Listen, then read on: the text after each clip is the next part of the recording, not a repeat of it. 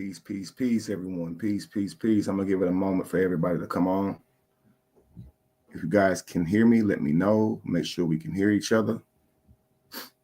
About to do a conversation on what the Bible has to say about polygamy. I'm going to have D Ham on here with me today, too.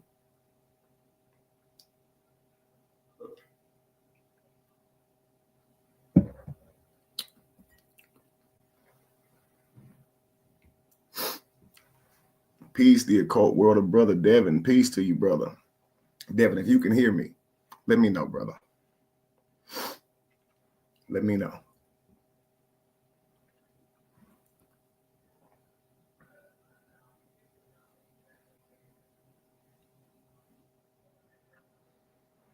Let me know if you can hear me, brother.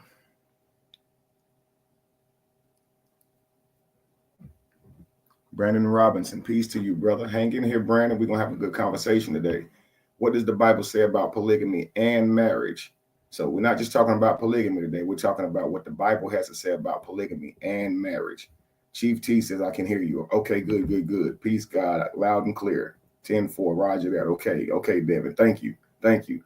Hey, brothers, man, I really want y'all to hang tight for this video and be interactive with it, man, because it's going to be important that you guys share how you guys like individually think, because a lot of people are blind to just the facts, and maybe you are too, but I want you guys to actually listen to me, man, today, because we're going to have a breakthrough. I promise you. People always talk about whether or not they believe if polygamy is okay, if it's wrong, and they always try to use religion to do it. So we're going to deal with what does religion have to say about it. Not that it's the end all be all, but just so people can understand what religion has to say about it. But I want to deal with what religion has to say about marriage as well. But I want to talk to us about who we are in our very nature, our very being. I promise you guys, it's going to be a really good live, man. I'm just going to wait until D Ham's with me, then we're going to go from there. I knew years ago the Bible actually condones polygamy. So I'm not new to the information, but I don't mind relearning and being reminded. Indeed, Devin.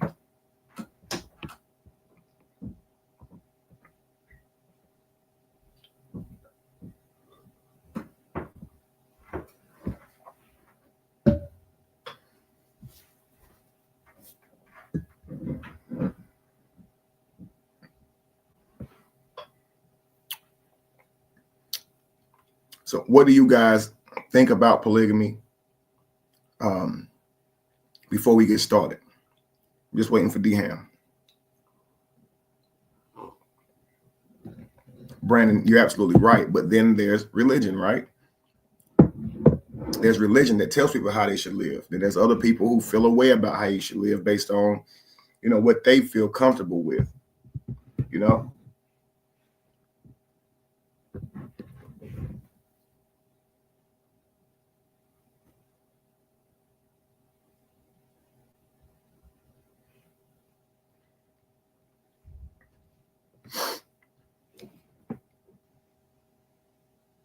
Monogamy isn't natural for men. So yes, I believe in polygamy. Indeed.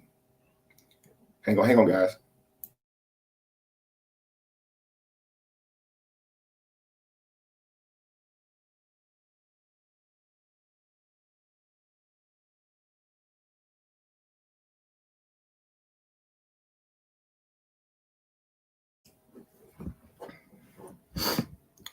The occult world of brother says I actually support it as well as polygyny.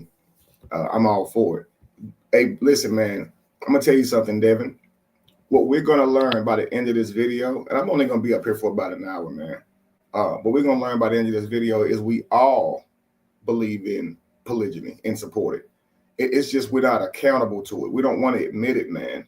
We are delusional people. It's amazing how smart humans are, but also how delusional they can be.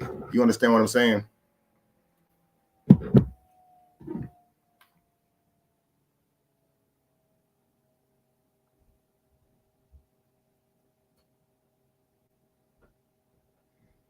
So we're going to talk about it.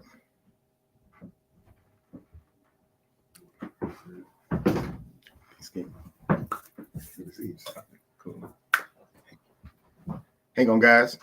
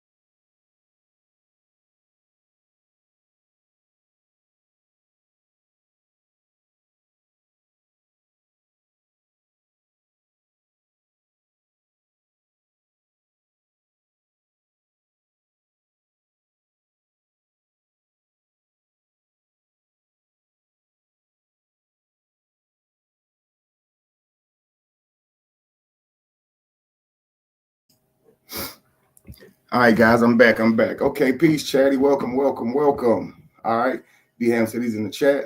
I'm gonna drop this down. And again, guys, this is not to get under your skin, rub you the wrong way, anything like that. It's just about information and knowledge. So hopefully you guys can take in information and knowledge without letting it bleed into your identity and you guys getting upset about it. 1 second here.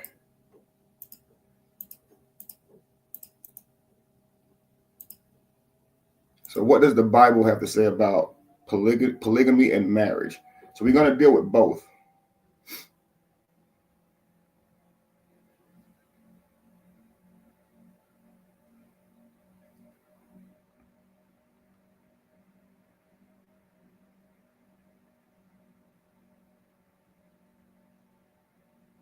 Waiting for D-Ham to come up.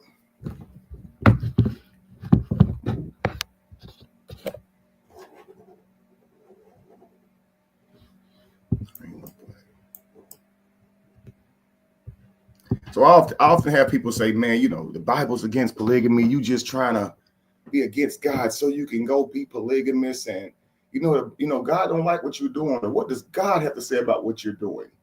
And so I always have to have these conversations with people. But I never did a live teaching on it, though, just a live discussion on it. So we're going to talk about this today. What I'm going to start with, I'm waiting for D-Ham is, here you go, D-Ham. D-Ham, what's up with it, brother?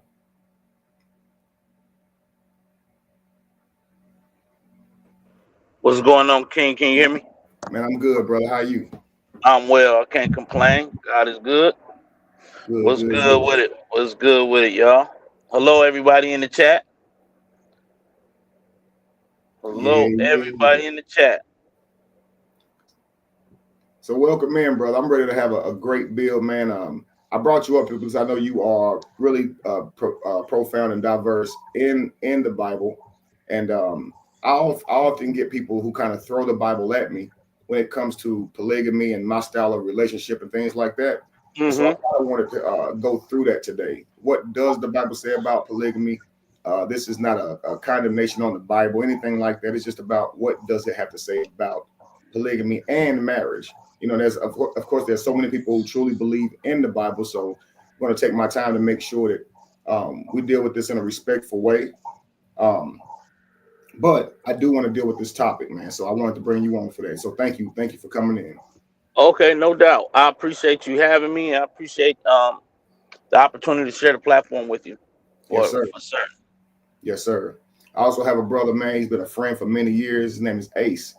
If you guys have probably seen Ace in some of my content, but Ace is an author just like me. He's a teacher, all those things just like myself. We're planning some things together.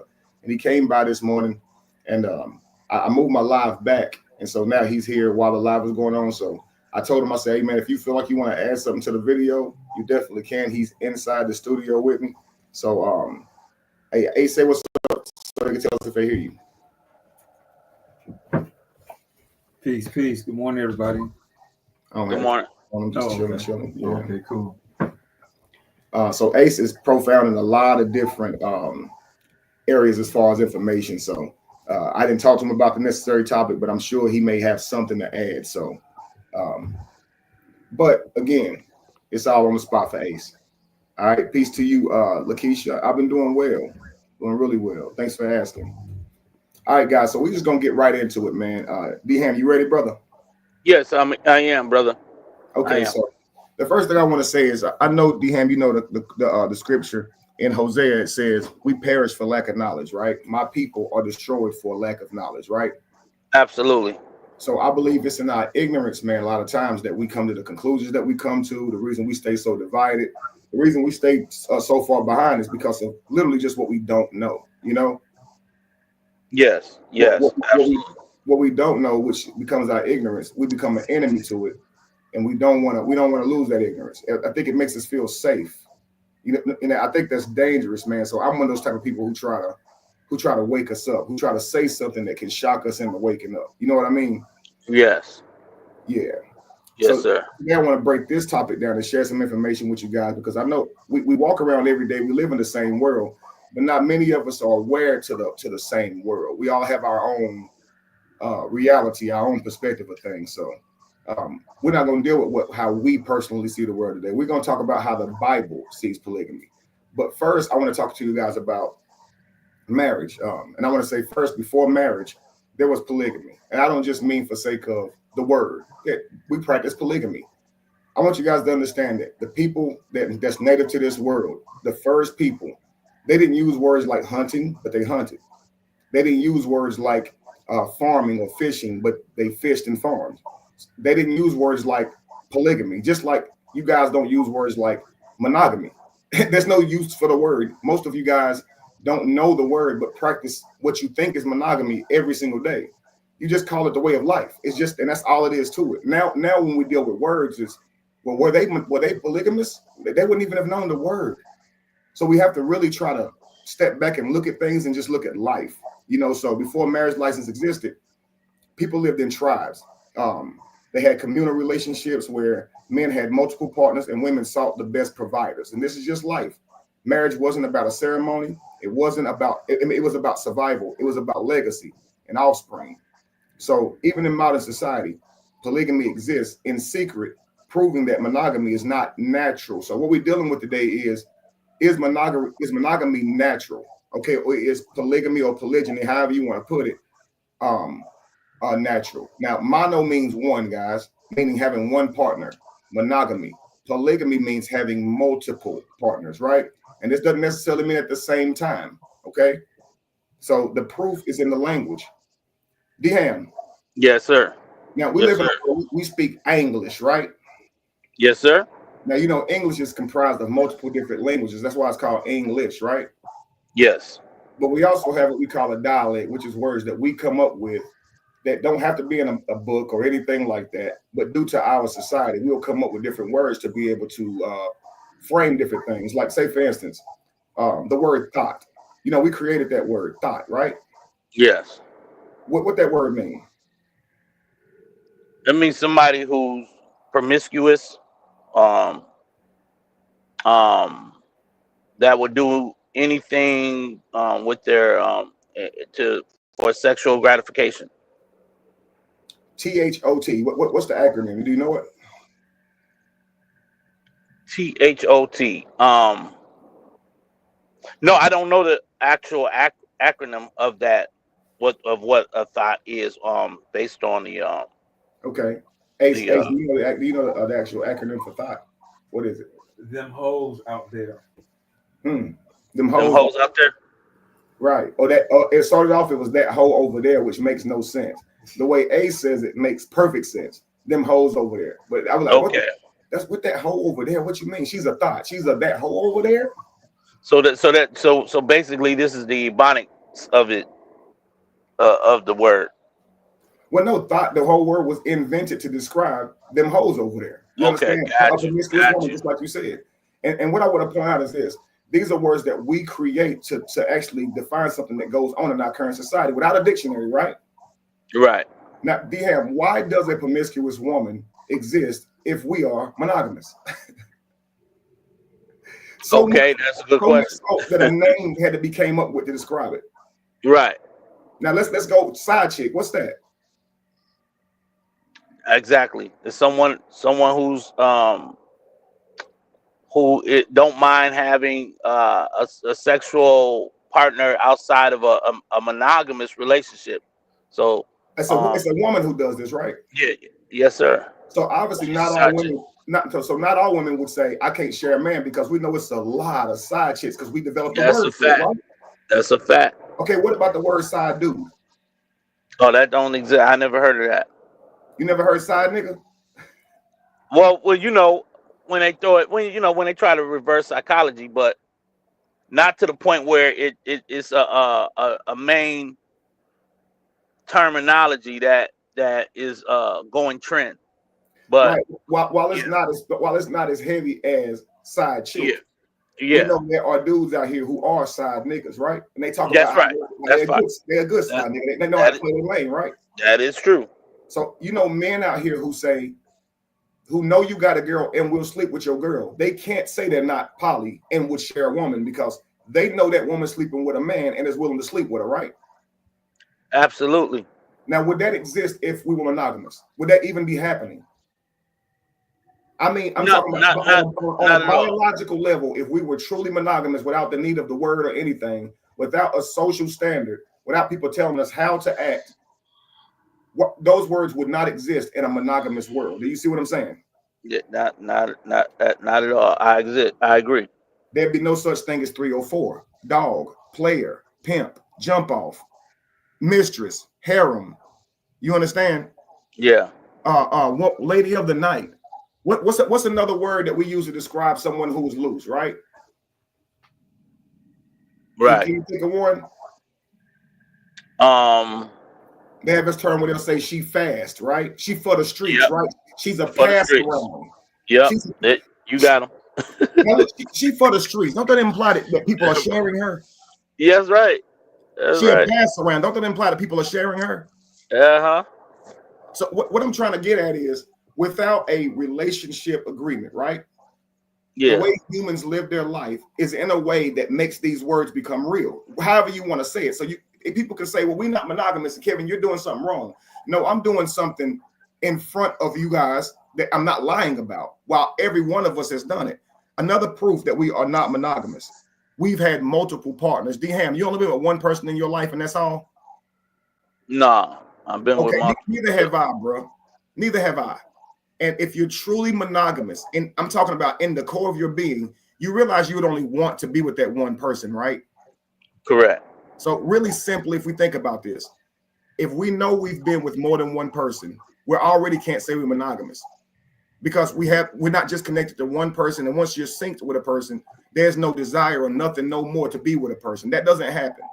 So we've loved multiple people before. It don't even got to be at the same time. The fact that you can physically, emotionally connect to one person and then at some point do that with another has to show you that internally we can't be monogamous. We can't. Right. So what we're calling poly is the agreements that we adhere to in order to create loyalty. So we call that monogamous. Okay. So we actually think in our minds we're monogamous. Meanwhile, we got all these kids running around with people that you know what I'm saying, when we've had multiple children outside of different women and stuff like that, and women got children outside of different men, and we live in relationships, and now we asking, what's your body count? How many people? We want to make sure it ain't too many. The only reason all this stuff is happening, and then get this, once you're in a relationship, now you got to worry about being loyal. And here's the kicker, D-Ham. Most men, if you shake their hand, right? Now they being respectful to you as a man, but if your girl was willing to, that guy would sleep with your girl. Most men, right? Yeah. Now, Ace, you live in this real world, right? Now, most men that you got to be respectful to, right? You're going to meet them, shake their hand, talk about business with them or whatever. Even though most men that you meet may be a professional, somebody that you would exchange numbers with, network with. Don't you know at the core of it, those respectful men would still sleep with your wife if she was willing? Yeah, and those are men that don't have any honor. Nah, but I'm saying, but the way they present themselves, they would though. Right? But the way they present themselves, you wouldn't know. They're professional just like most men, and so because they're good in business and whatever they do, we're not sitting around at the table trying to understand where everybody is on a disciplinary level. Right. But most of these men, if you get them to talking about their wife, they don't do it right. They sleep with anybody that they can. They men. They like savage men still at the core of it, regardless if they have manifested a professional career for themselves. And most men say to themselves, well, women out here don't respect their man. But most of us know that men don't respect us either. Yeah. Because why would we got to worry about our girl cheating if we know, because we know dudes know whether or not we with her, they'll sleep with her. Yeah. Like my wives are famous for being with me in a poly relationship. Men are still in her inbox. They know she's married. They married, right? That's great. So now what men don't understand is it's quite disgusting to want to sleep with a woman who has a man, because she has a man all over her and in her. Exactly. So the man who bragging about sleeping with your girl is bragging about sleeping with a girl who you just slept with. Now you don't know your girl cheating on you, so you ain't disgusting. Right. He actually disgusting. Yeah. Because he'll sleep with a girl who literally just left her man. That's weird. Yeah. I mean, a girl can get up from in the morning with you and go sleep with this dude on lunch break. Dude, the taste of you is still in her. Still, literally. And he'll sleep with her thinking he the man. Right. And we'll say poly don't exist. Then why is this man willing to sleep with this girl knowing she just had a guy? But if you ask a guy, will you be with me while I have two dudes? What are you gonna say? Hell no. It ain't no man that's gonna say I would do that. Right. But it's many men who will say, what your man gotta do with me? But ain't it, Sharon? But all you do if you just change the spell and say, but now you're gonna know about it, would you do it? Now it's no, but you would sneak and do it. Exactly. So don't say Kevin, you're poly. No, all of us are poly. I'm just honest about how I do it. Right. I'm just not lying about it. But we've all had multiple partners, bro. We all traumatized due to several breakups. Mm-hmm. Many of us have children outside the person that we're with. Mm-hmm. What we call it is blended relationships, but really it's poly, bro. Mm-hmm. And when someone cheats on you, we call it cheating, right? Mm-hmm. But really they poly without you. They didn't keep their monogamous contract with you. Right. They went back to poly. So because we don't use the word, we just keep saying it don't exist. They weren't transparent with their, intention. Right. So, and that's why I want to deal with what is marriage, because people may say, well, Kevin, it's not at the same time. But what the Bible calls marriage. Now, D-Ham. Yes, I'm here. Know what the criteria for marriage is in the Bible? What solidifies marriage? What makes it marriage? Before legalities, before the government came in and said, come get a certificate of approval, a marriage certificate, or it's not legal. What was marriage to God? Well, marriage to God is a covenant. It's a covenant, and a covenant is not a one-off. It's not like God just made one covenant and that's it. It's an agreement, and it's also based upon being able to financially support your responsibility in that is to be able to financially support and to maintain a certain standard within that covenant. So I believe that's what marriage is to God. It is an agreement, is a covenant, is an establishment of different things that to satisfy someone within the understanding of keeping a standard unto God within that covenant. Right. Now you're absolutely right. But I want to get to like on a specific level. Okay, let's say you said a covenant. The first thing you said is it's a covenant, right? Yes. In the eyes of God, what constitutes that covenant? What does two humans do in order for God to say this is a covenant? This covenant was just created. What act are humans doing? Is it jumping a broom? Or is it saying I do and then kissing in front of people? What to God is considered creating the covenant? What act? That's a good question. I'm trying to figure out where you're going, but I believe it has everything to do with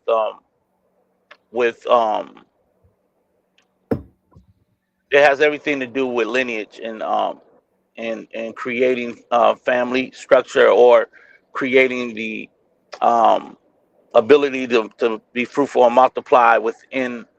But they were getting somewhere, being fruitful and multiplying, right? Yeah, absolutely. The reason I'm saying this is because many people believe that it's a wedding ceremony or a legal contract that makes you married. But in God's eyes, sex is what always sealed the deal of marriage. Yes. Sex. I mean, and I'm talking about that was the ceremony, guys. It wasn't a ceremony and then sex. Sex was the ceremony. Genesis 24:67 is talking about Isaac and Rebekah, right? Yes. Isaac brought her into his mother Sarah's tent, and he took Rebekah, and she became his wife. What does "took" mean in that scripture? Sex. It means they sex. Yeah. They became. Yeah. Right. We call it consummating, right, your vows, or christening the house. I was getting ready to say that. You consummate the marriage on the night of the wedding. Right? That's what makes it official when you consummate it, which is basically intercourse. Absolutely. And if you did this without ceremony, you were still betrothed. Mm-hmm. You were still married. It was if there was a punishment for doing it without letting people know. Yeah. You understand? So sex literally is what made you married. You understand? It wasn't we're gonna walk down the aisle, we're gonna do the two-step, we're gonna have some music going, we're gonna have some food, eat a cake, and now everybody goes, oh, they married. They've been fucking for years. Right. They got married today. Now, how many women out there begging their husbands for marriage, right? They've been fucking for years. When you go marry me, this nigga telling me, when you start acting right. No, nigga. Right. Now, women need to understand this. Because I'm not condemning. I'm not about to. I am kind of telling y'all already got a bunch of husbands and wives. That should just dawn on y'all. I shouldn't have to say that. Okay. because that means I do too. But I'm being real faithful to two right now, okay? But I'm dealing with multiple women. So according to God, I have married all of these women, and God would be very upset with me for not continuing to stay married to them, because God says, this is what the Bible says, if I betroth a woman who has yet to be married, that means she's mine. And the Bible says I cannot forsake her or divorce her all of my days because I humbled her. That's what it says, Dehan. Yes. And we have had sex with a lot of women, right? Yes. So to God, we have a lot of responsibility, but guess what we all should have? A lot of helpmeets helping us get to where we were. Now, if women would think about this, you've been married, ladies. You've been giving your body to somebody, which means for your body, he would have been giving you his life and duty. A duty to protect, be your utility, and make sure that you're good, right? And lead your children and all this, just because he slept with you, right? And then do this. A man can't give, like, if he has a child with the first wife and he can't stand her, right? Because a lot of people don't like their first baby mama, right? It says if you got the first wife and you don't like her, right? And you love the second one, you can't go give all your inheritance to the second child like you don't have a first child. That's wrong. It ain't saying two wives is wrong. It said if you love one wife and hate another, you can't give the one that you love, that's one that you hate, the inheritance, knowing that's not the firstborn. You got to do them both right. Now, well, I was going to deal with this in a slow way. Say again, King. I said I'm gonna slow this down, but a lot of guys have one baby mother out there. The relationship didn't work out, and now they got another relationship, and that second child gets more of them simply because they're with the daddy. That relationship did work out, and maybe that first baby mama, they got so many issues with the baby mama. So notice how it also creates a wedge between them and their son or child, and often that relationship goes broken because the mama ain't there. Because they ain't with the mama. And most fathers be like, man, it's your mama's fault. It's your mama's problem, right? Mm-hmm. But the Bible is saying outside of how evil that woman is, you're supposed to make sure that child still get everything your next child gets. And these are rules for this because it's telling you men are going to have multiple wives. Well, I was going to, I don't know when you're going to slow it down, but I prior to coming into this live, I wanted to really, I guess, bring into the conversation, because I do believe that we do live in a society where most people understand monogamous and they desire to have a monogamous relationship in our country. But there are several countries, I believe that, let me pull it up. It's several countries that still practice legalized polygamy.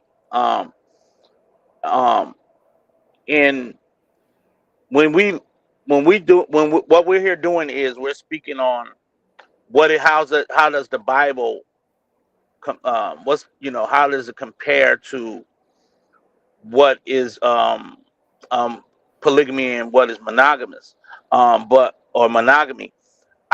When you do a study of King Solomon, the scripture highlights the fact that he had 700 wives and 300 concubines. The concubines are definitely mentioned there so that people can understand that there's a distinction between wives and these concubines that he actually still was responsible for. And but he took on 700 wives. He could have married all 300 concubines, but he distinctively married the 700. So when you start looking at that aspect in scripture, you realize that yes, God allowed it. Now, the first institution of marriage was with Adam and Eve, based on scripture. But within that, when God's word was disregarded and Adam went out of the will of God, so to speak, then came in everything that God desired anyway, but it came with stipulations, it came with ramifications, it came with consequences. So I do believe that there was enough seed in Adam to populate the earth. But when that happened, when the disregard of God's word and out of the will of God's word, it then allowed everything else to happen. Adam was already populating the earth way before they fell out with God, or they fell out the will of God. But what ended up happening is all of the other things became stipulations and consequences. So now we are living in a lifestyle where God said, okay, I want y'all to populate the earth. I want y'all. And God, in most part of the scripture, if anybody study the word of God, it was always based on, especially in Genesis, it was based on lineage and who begot who.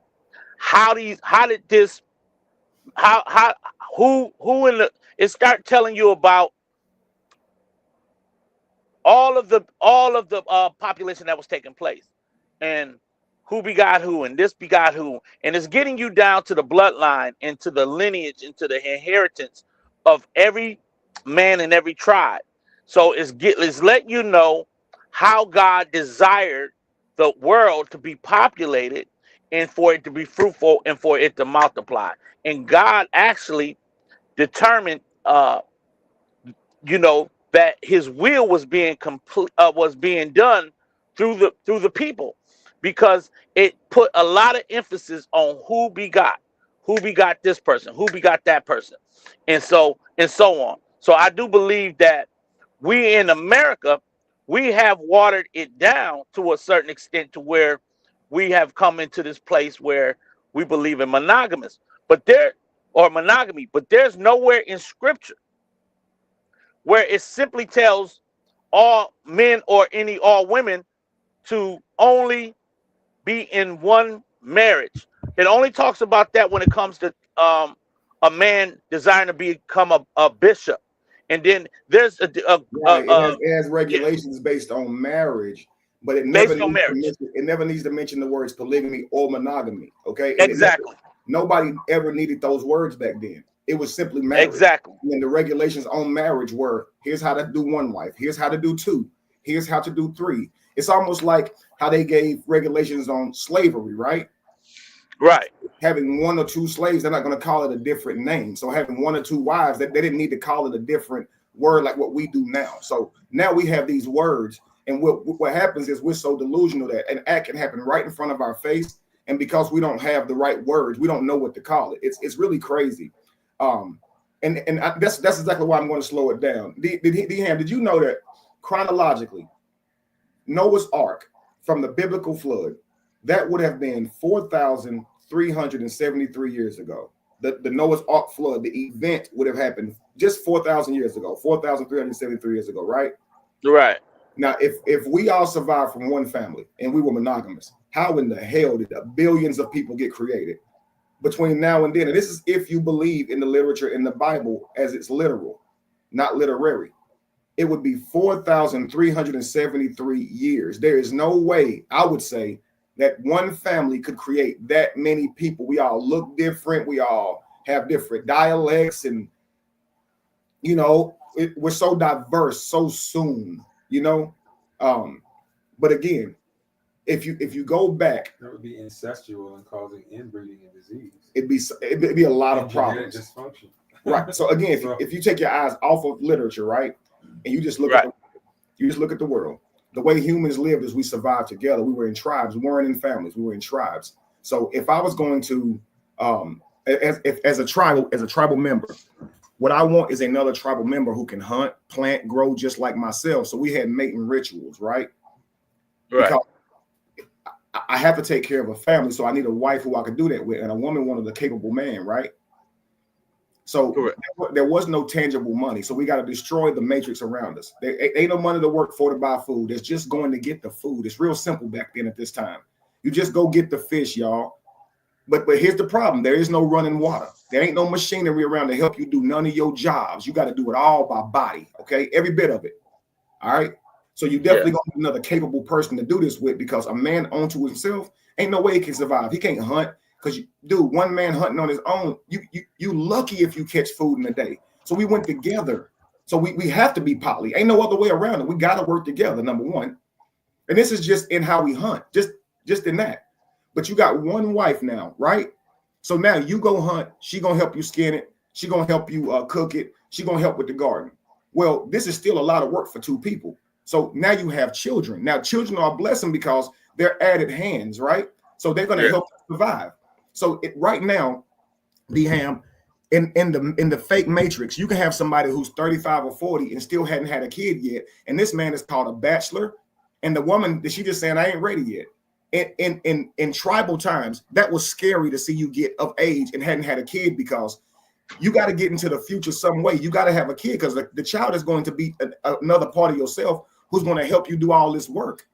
And you cheating the tribe if you haven't given them a member yet. So everything was focused on survival. So you're going to have to you're going to have to be fully aware of what a wife is or a husband is, because there's a rites of passage. By a certain age, you knew what a husband was, because we can't let you wait until you're ready for no damn marriage, because we need you to be a capable man who can hunt, who can provide for a family, because there's another woman out here who growing up who gonna need a husband.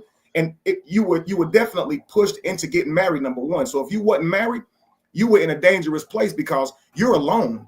And to yourself out here in the real world, ain't no washing machine to help y'all. Ain't nothing to help you. It's all real ass work just to basically survive, yo. So you know this.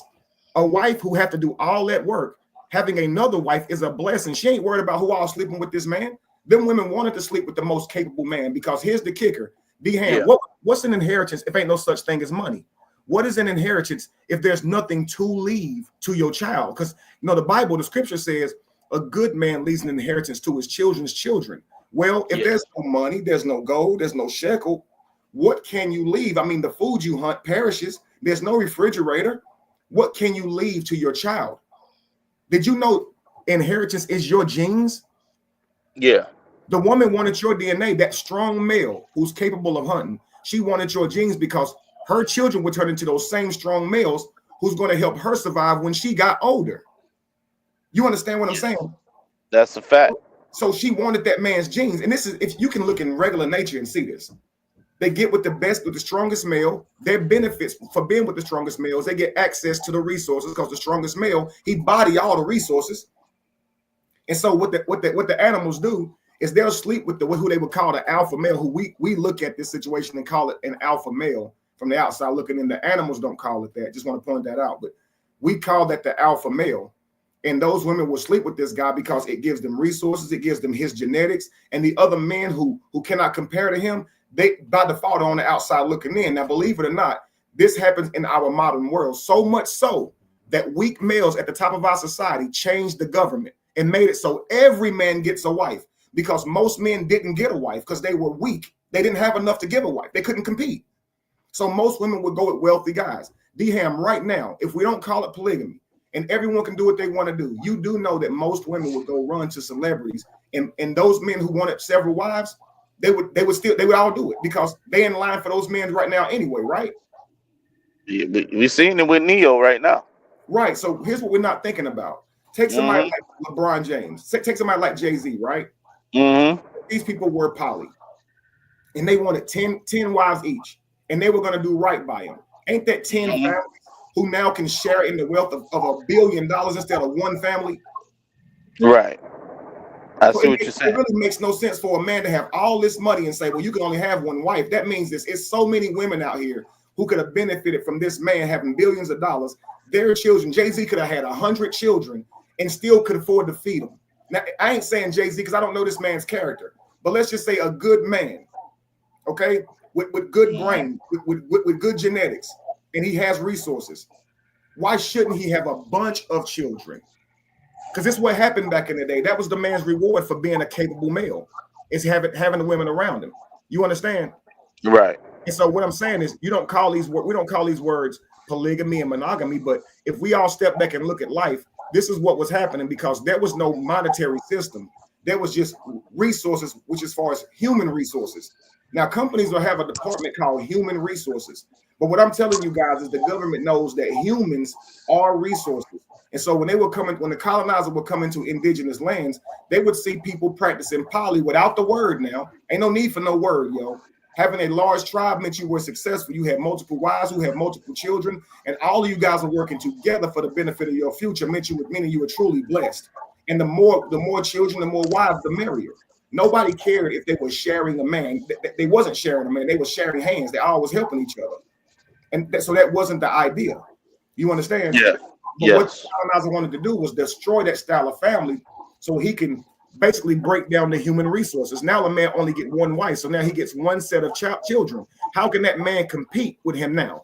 Because what that colonizer did is said, you can have one wife. But then what he did was went around and slept with all those slaves so he can create a whole generation of mulatto children. What was he doing when he slept with this woman, that woman, this woman, that woman? Well, you would say, well, he was raping them. Yeah, but it was multiple women he was sleeping with, right? And he has the nature inside of him to do that because he's poly. That's the reason this horrible stuff happens. The reason rape, all this stuff happens is because humans are not some pure monogamous people who really want one person, and that's all, like swans. Swans are monogamous because their very nature is to choose one partner and mate for life.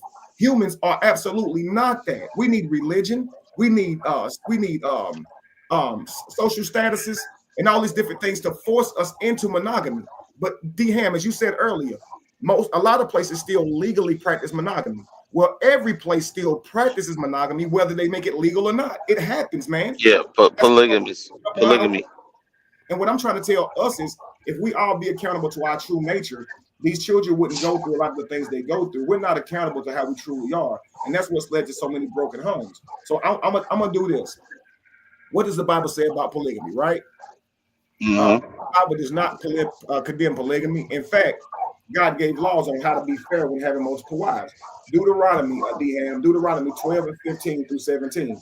It says, if a man has two wives, one beloved and another hated, and they have born children, then it shall be, when he makes his sons to inherit, he may not make the son of the beloved firstborn. He must not put them before the son of the hated, which is indeed the firstborn. Now this proves that polygamy was a reality, and God gave laws on how to manage it fairly. Okay. Yeah. Exodus 21 and 10. I'm gonna mute you real quick. It's some noise going on. So Exodus 21 and 10 says, if a man takes another wife, her food, her clothing, and her duty of marriage shall not diminish. And if he does not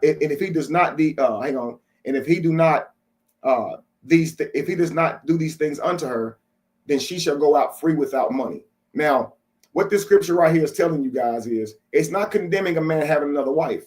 It's just telling you, if you were to take another wife, the wife of his first one shouldn't diminish at all. Everything should continue to be the same.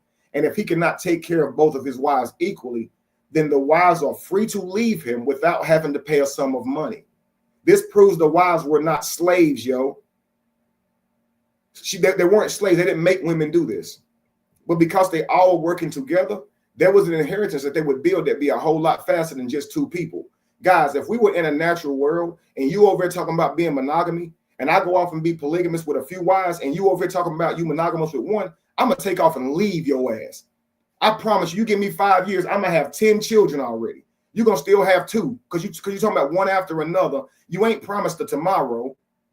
Now you got to wait on those children to all get older. I'm going to have 5 at the same time. So in 5 years, I already got 5 kids walking behind me, already out here going down here to the lake, learning to fish. We already out here in the garden. You got 1 or 2 in 5 years, and they 3 years apart and shit, because your girl didn't get pregnant yet, even though y'all trying and shit. I would leave y'all in the dust because y'all saying I ain't. Tell that to your tribe 100 years from now that you ain't monogamous, when my tribe has left you in the dust. And that's what the white man think about, is how to survive. We think about how to look good. They got us trapped on brands, selling our birthright, when really we should be thinking about how to pick the right women to have children to pour into, to have strong soldiers. Because we out here trying to tell people how to do right in the world. Nobody give a damn about what we got to say. So you got to create your own. That's all it's ever been about. But the government don't want you to know that. We got 50-year-old bachelors still being praised. but they condemning a married man who's committed to multiple women. The bachelor ain't committed to no woman. He's just knocking them all down. Now, he's not seen as a problem with society, but those single mothers come from him. Yeah. So the bachelor, if we saying we monogamous, the bachelor is the problem. Ain't he proven that he ain't monogamous? Exactly. Now, I ain't condemning bachelors because a good wife's hard to find. If good women were everywhere, I would be telling the bachelor, you out here playing instead of I would say you're childish, actually. Because as a man, you should have decided to want to put a family together already. How is you 40, 50 years old and don't want to put a family together? I know a good woman's hard to find, so it can take a man that long because good women are hard to find. Yes, they are. So, but let's be real. If they were available, would you already have a wife established and a family established? Absolutely. But a lot of men, I ain't ready yet. And I'm looking at them like, it's something wrong with you. Because mentally, something should click early. They should tell you, you need to get a wife and kid. Because naturally, we survive. He's not going to hesitate. He's going to absolutely. Absolutely. If he vets her out and observes her and she's pre-qualified, then yeah. Absolutely. Waste no time with her. Absolutely. You know what I mean? But before colonization, we were polygynous. That's just how it works. Without the word. We didn't need the word polygynous. It was just life. I say colonization. Right. Which ushered in Christianity and monogamy and things and so forth. That was for more like control, just to break up our dynasty and empires and strength and prowess that we had through our families. Absolutely. You know what I mean? Because a woman magnifies you. Absolutely, she does. Yeah. Which it says she can go out free without pay because if I'm married, right? Yeah. That means I have a wife to come in that's going to help me plant while I go hunt. So it's me and her. Yeah. But now we're going to create another person. So this wife comes with extra benefits. She's literally helper. Right. So you're a life giver. Yeah. And she gets to receive life from you. She's a life grower. So y'all need each other. So you're giving her an heir that because she's actually aging faster than you. And you're not promised tomorrow. As a man, you could lose your life today on a hunt. People could kill you just to take your kill. Yeah. I mean, if life, and I'm talking about natural weather killed us more than anything, more than animals or anything.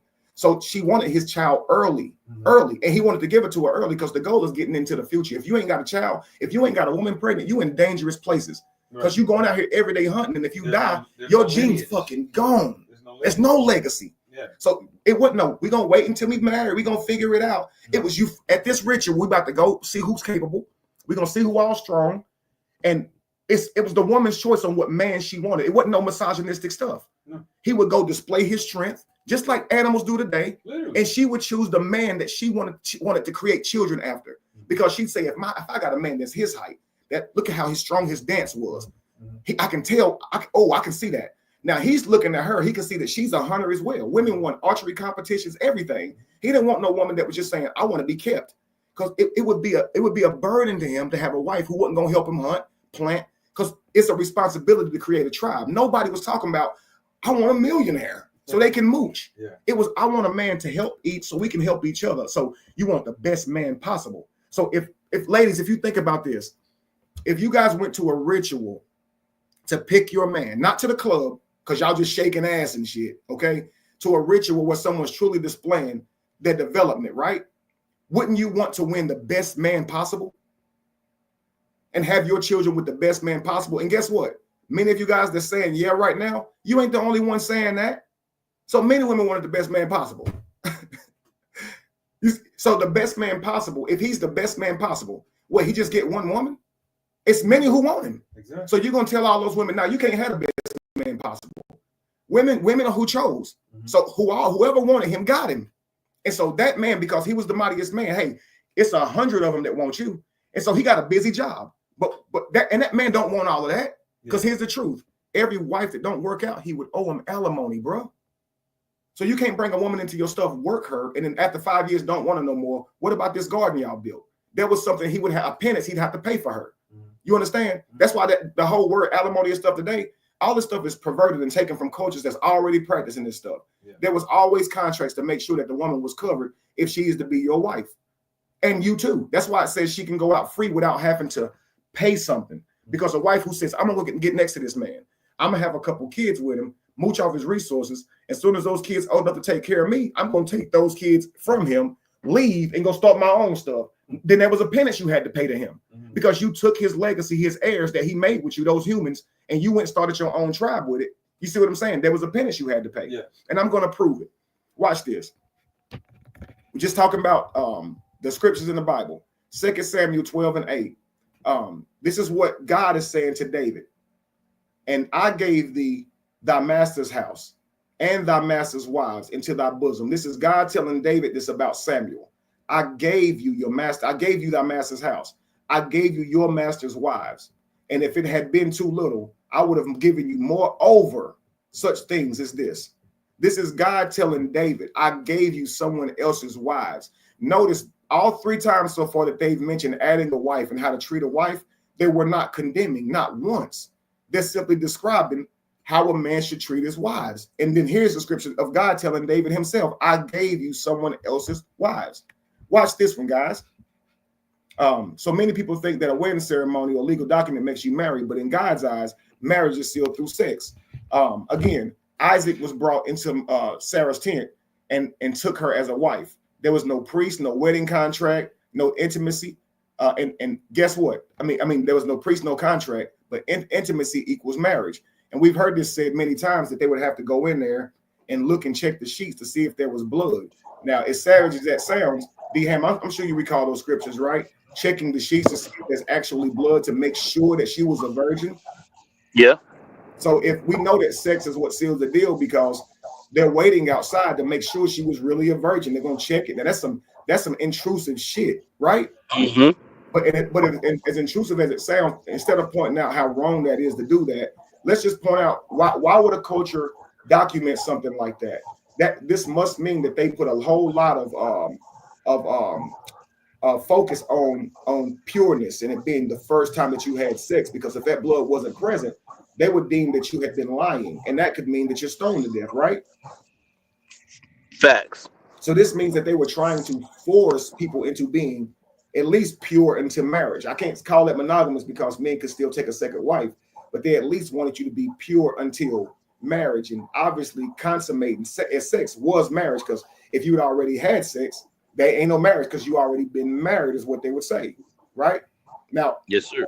This scripture says in Exodus 22, if a man sleeps with a woman, he's married to her.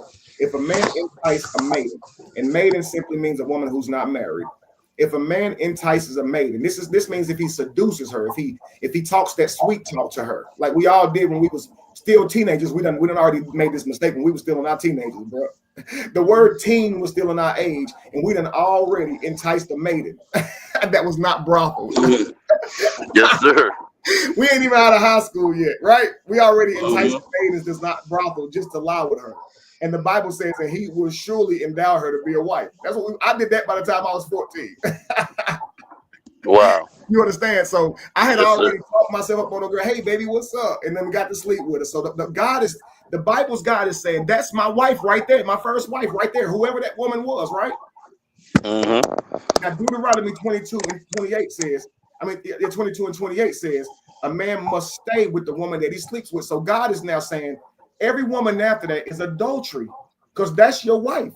Yeah, a woman can't divorce a man. Right. A man has to divorce his wife. Right. In order for it to be recognized and legal, as it were. But the penalty for having sex with her without adultery.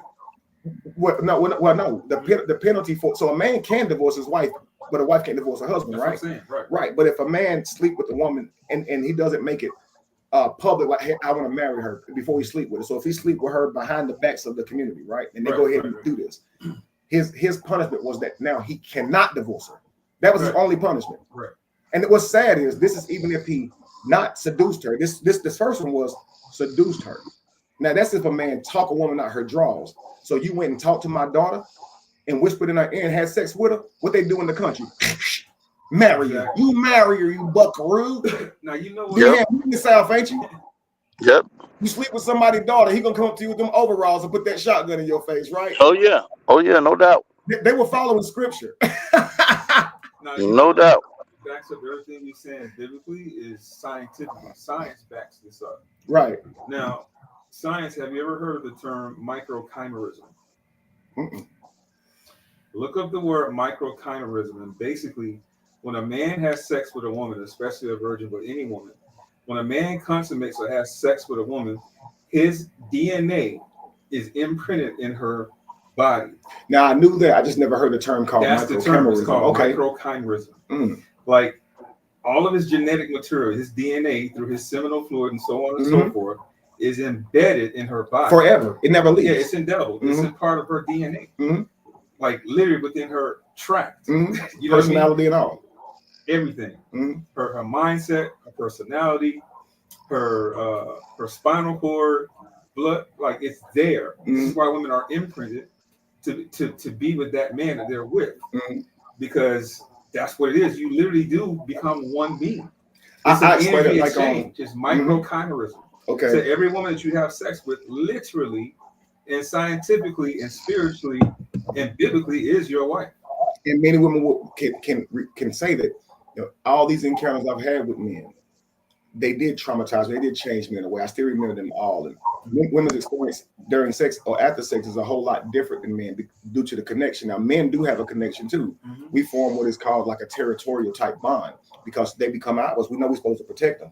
Exactly. But what's perverted about that is they think that men become controlling after sex, but we actually become territorial after sex because it's inside of us to protect who we're sleeping with. There you go. And and that's why they wanted to sleep with us, because they would have our protection. And so it wasn't a bad thing that men become territorial. That's what you wanted from. That's why you accessed him. You know he's going to protect you and then use his utility to give you a future. He's stronger than you. So now you get access to his body. He get access to your body. You understand? But so watch this. If you talk a woman out of her drawers, and I'm only saying that just so you guys can understand what the Bible's saying here.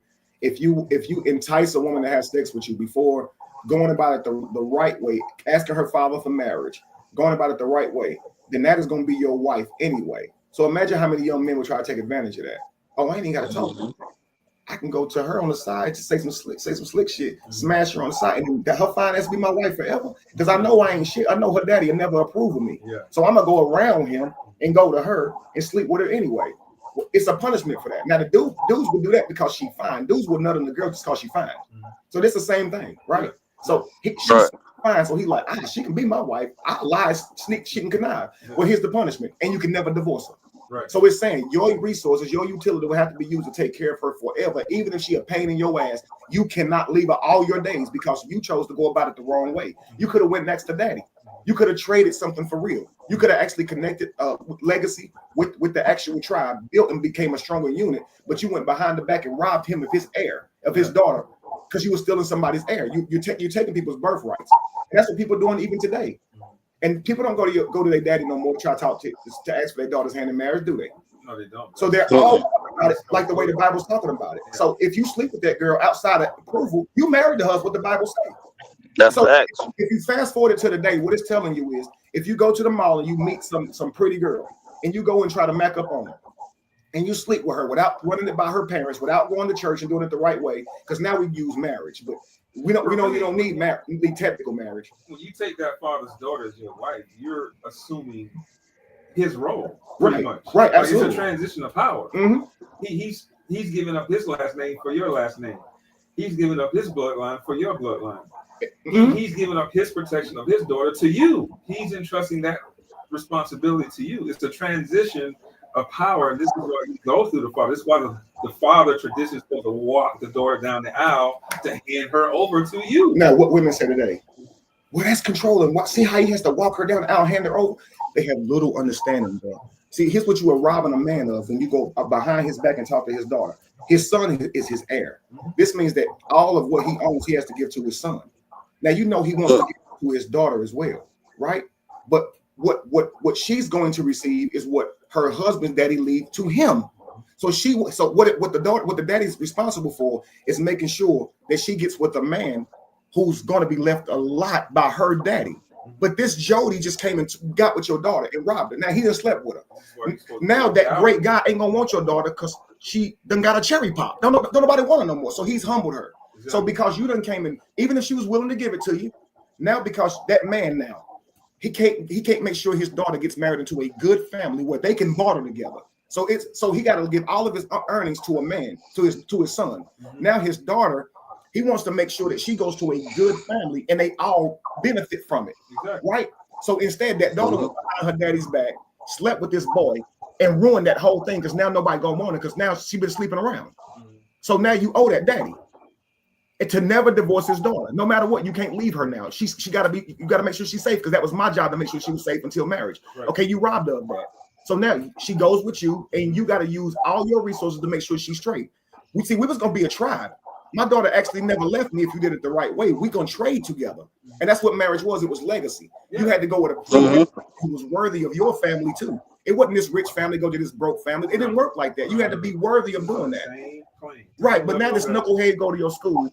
There is no investment in that knucklehead like you've been investing in your daughter. So there's not the same value.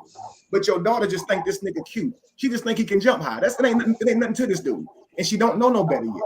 So that man ain't coming to you. You don't get no horse, no bone to pick it off. No choice in the matter. She come to you like, Daddy, I'm pregnant. And men go through this now, like losing. I married my daughter. Got a baby about my daughter. Because that's what marriage is. Because she in their life forever. They married. Because two souls became one, ain't it? Yep.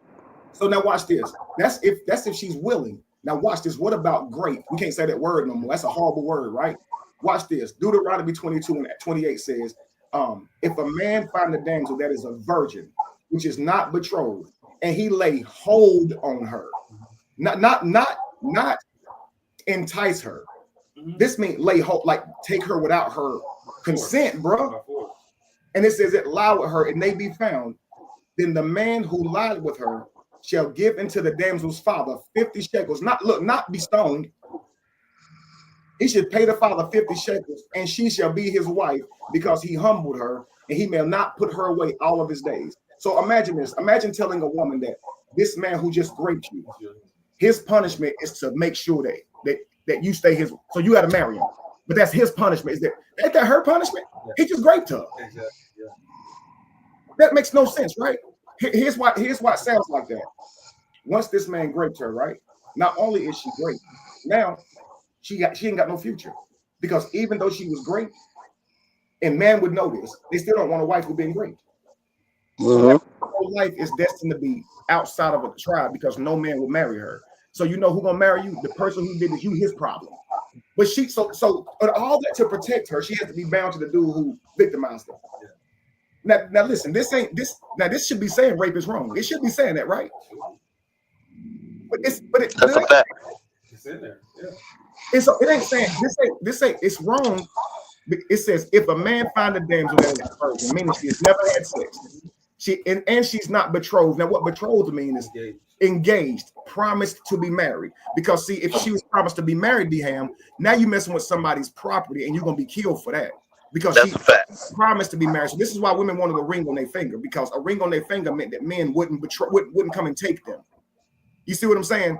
Yes. That ring protected them from men coming up saying, wanting to do something to him. So if he can see that she's not betrothed, she ain't got no ring or nothing. Ain't nobody claiming her. Oh, I'm about to go grab her up. If you found out that's your wife forever, not you're gonna get your head cut off. To me, that's crazy, but it's in the Bible, so I'm reading it. But here's the next one.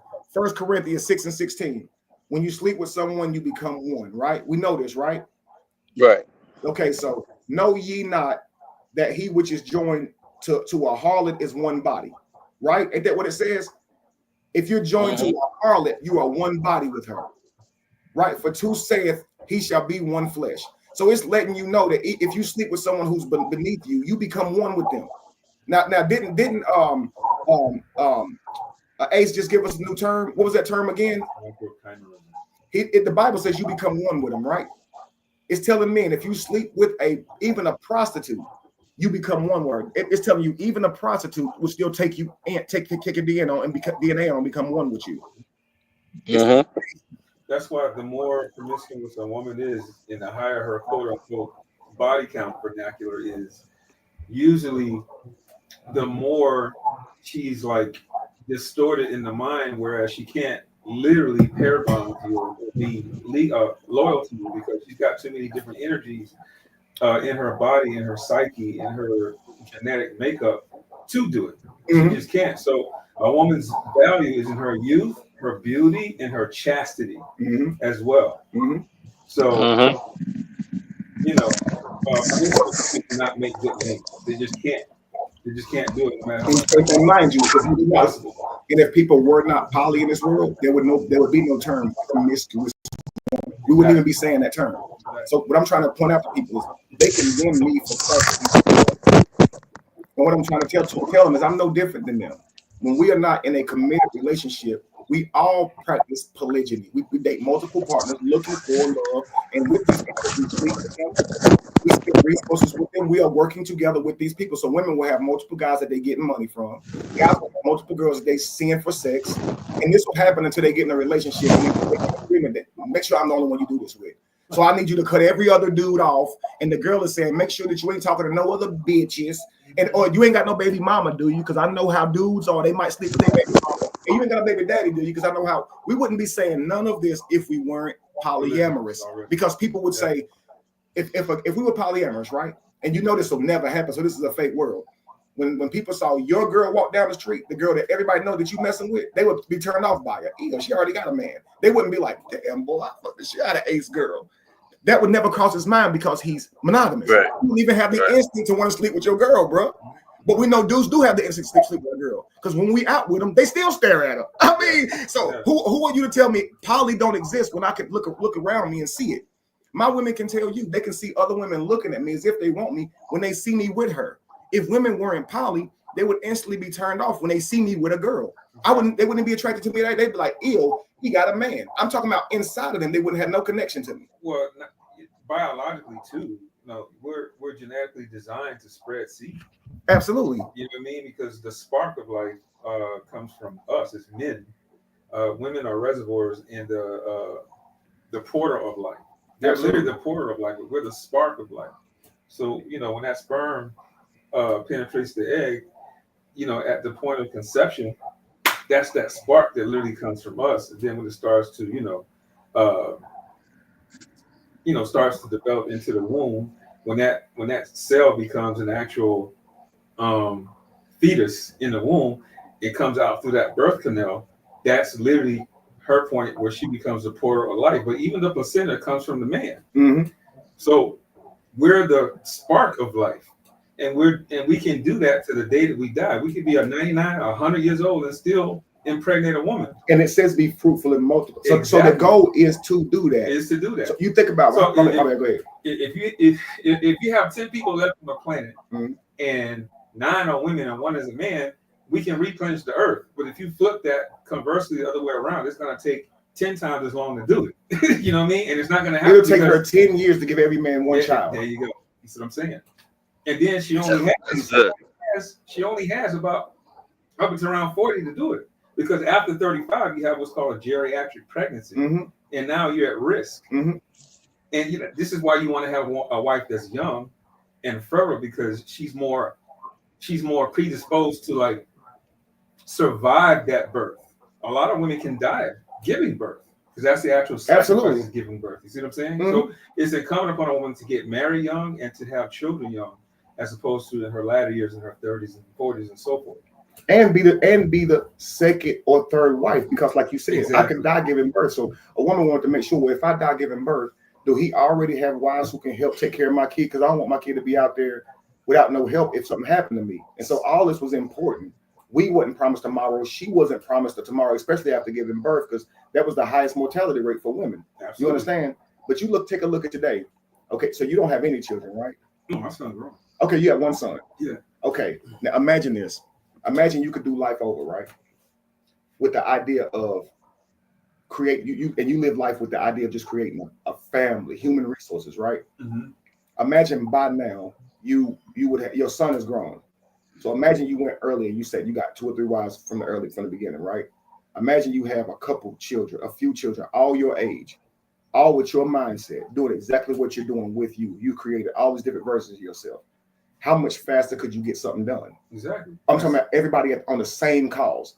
That's what tribe was back then. Your children legacy. Are raised up doing it, and that's legacy. That's your leverage. Now today, what men think is this: I got to make enough money to leave something to my kids, or I ain't a man. Legacy was teaching them how to hunt and survive. It wasn't that you had to have all these thousands of dollars to leave. And most men are stressed out, wondering, how do I leave a bunch of money to my kids? Money ain't real. No, it's fake, bruh. Yeah. So it's if you can leave money to your children, But what we leaving our children off is not teaching them everything we know and making them prepared, because that's right, that's it. And if you give your children knowledge, the mother is who benefits from that. What do boys want to do for their mother as soon as they go pro? Buy their mama a house. Mama house. That's a mother would want a child with an athlete. Now, what women want a child for an athlete for right now? So they can weaponize the system and get child support.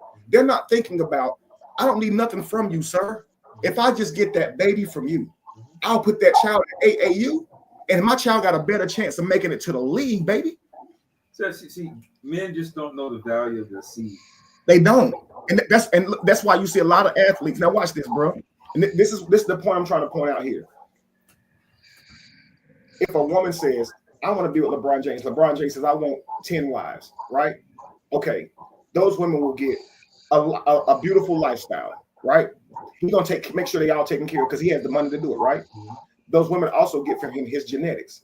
What LeBron gets from this is 10 women who are recreating his seed all at the same time. Right now, he don't just have 2 kids that can go to the NBA. Now he got 2 kids with 10 sets of women. That's 20 kids. And if they all go to the NBA, let's say half of them go, he got 10 in the NBA. You know how much more money that is?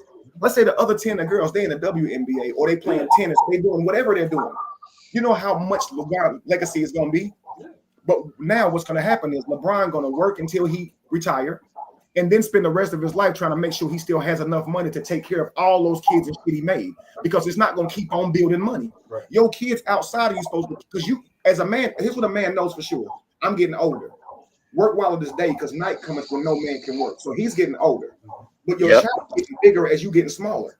So how does a man ensure that his wealth never drops? Keep having children, human resources. Those are your offspring. Those are your ascendants. So while I'm old and can't move no more, I know without them kids, I wouldn't be able to survive because I don't have the strength to hunt no more. But now I got 10 sons. So at my weakest, I'm living life most abundantly because I got 10 kids. I wasn't living this good as a young, strong man. And that's why monogamy was primarily introduced to religion and Christianity to make you weak. You see what I'm saying? Because prior to colonization, we were not monogamous. If you don't believe me, just look up the book How to Make a Negro Christian, written by John Colcott Jones. Absolutely. Like, this was not our way of life. We didn't have religions. We were spiritual. We were connected to nature. So all these examples we just talked about, how animals, you know, look at the lion, right? The Lion King. Why is he the king? Why? Because what does he do as a king? He protects the pride. He takes over a territory. He protects other lions from taking over that territory. He spreads his seed with his wife that chose him because of his prowess. Right. Right. And then what's his lineage? His cubs. That's the only way he can hunt more. What makes you any different? Pharaoh was the same way. Absolutely. So, you know, we as men just got to get back to our kingship. So we got to get back to our divinity and just understand that the mores of society is not what it is. Absolutely. Like, you just got to unplug from this matrix. That's powerfully put. And what I always try to say is we simply domesticated, because you talked about a lion, right? A zooed lion would think a real lion is a whole different animal, Ace. You understand? Yeah, exactly. The zooed lion gets is food tossed to it. It never has to hunt. So it would know the concept of having to work together to hunt, because its food gets tossed to it. It's lazy. And that's the man right now today. We don't know what hunting is. We don't know what it truly means to have to go out here and hunt, because all you do is go to the supermarket to get your food, bro. That's it. And so you hear me, I hear grown men telling me, Kevin, you being greedy. And I'm like, you sound like a caged lion in a zoo that don't know who you are, because who I am is who you naturally are. And then we blame women for wanting for multiple women liking the same man. That's exactly who women are, just like the lion. Exactly. Now those lionesses chose that man because you said his physical prowess, right? Not his hunting ability, his physical prowess. You know why? They hunt better than him anyway. See, female, just like women today, they access money easier than us. They beautiful. So a beautiful woman can go out here and get money from everywhere. Women and men will give money to women quicker than men. It's just a fact. So a man with 3 or 4 women around him, all working together with a business in mind. Trust me, you got faces to your organization, people who can promote you, assistants, all his leaders, everything involved. You understand what I'm saying? So the female lioness knows I'm swifter than him. I don't have this big mane, but because of his big mane, because of his bigger muscles, I need him to help me protect the kill. See, he helps you protect it. So what the man does is says, look, I'm gonna strategize for us. I'm gonna tell y'all where to stand to get to the animal. Because I can't run and chase him down myself. That gazelle will outrun me. But see, y'all swift. And y'all can stand in multiple directions. But see, me on my own, soon as he see me, he gonna take off and run. So I can't go hunting on my own, sweethearts. I need y'all. Exactly. And they know they need him because they could say, well, why we need you if we hunt better than you? And he could say, run on off without me. Catch the animal. You still can. You can still catch the animal. But when you catch it, who gonna protect you from the animal who coming to take it from you? But not only that, yeah, the lion protects the kill from the hyenas and stuff like that. But they also, a lot of people have this misnomer about the male lion. The male lion does assist with hunts, particularly on the big game, like elephants and giraffe and things like that. Because even with his wives, his lionesses, they don't have the power to take him down. But the casual groceries or dinner, like wildebeest and things like that, yeah, go ahead and handle that. You know what I mean? But I'll protect the pride from all the invaders and all the hyenas and so on and so forth. But at the end of the day, I live by my aunt, and there's this old proverb that goes, "The highest calling of a man is to protect a woman so she can walk the earth unharmed." That's his highest calling. The lowest calling of a man is to ambush a woman and force his way into her life. Okay, so that means stalking. That means blowing up her phone. She don't want to talk to you no more. Trying to get your ex back. All this. When a woman leaves you, let her go. You see what I'm saying? Because now you're in your lowest call. You don't chase. Men don't chase. Right? You attract the woman because you're proud. If you work on yourself mentally, physically, spiritually, financially, intellectually, physically, monetarily, you're gonna always have women. Because they'll see the value in you. Because again, they're attracted to greatness, power, and that's your essence as a man. So again, just live in your highest calling. Protect that woman so she can walk the earth unharmed. And that's what a male lion does. Absolutely. That's what a lion king does. And his lowest calling, again, is to ambush a woman and to force his way into her life. Now, conversely, what's the highest calling of a woman? The highest calling of a woman is to lead a man to his soul as to the source, the most high, right? So she recognizes his kingship, his divinity, right? And then what's her lowest calling? Is to separate a man from his soul and to leave him aimlessly wandering through seduction. So she uses her what? Her beauty, her power of seduction to separate a man from his divinity, from his soul, and to leave him aimless wandering. Now, how does that translate into society? Well, all the simps, all the tricks that's led by their what? Their genitals, by their penis. They don't think with their brain.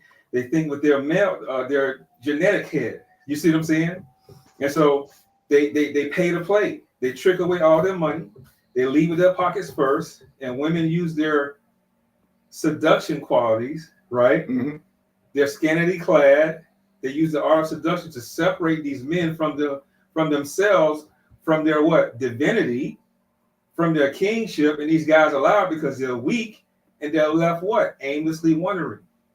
So men need to stay away from harlots, whores, Jezebels, sluts, thoughts, promiscuous women, and get with a woman that's going to recognize you as a king, that's going to recognize you as a god, that's going to recognize you as a man in your divinity. That's her highest calling.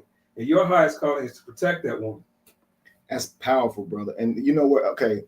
So, I talked about a second ago how we're robbing a father and the daughter by going behind her back, talking to the daughter, right? Yeah. But here's how us young men are robbing ourselves. By going to that woman behind the father's back, we're going to a woman who potentially is a thought, a whore, all this type of stuff, right? We're not going through the father and meeting a good daughter. Yeah. So a lot of men who have this player mindset, we learned this from women early in life, bro. We were kind-hearted men who presented ourselves, but we saw that girl like that Jody. We saw she liked the guy who really ain't serious about her. And a lot of men took on that mentality just to be able to get women. But we're not understanding. We're dealing with the wrong women at that time. Because real women would have never made you have to go try to pretend to be someone else just to get with them. Exactly. But the women that we like, you can see the men they chasing. And like you said, why are you now trying to use game, like money and, trying to lie and play on women now or seem cool?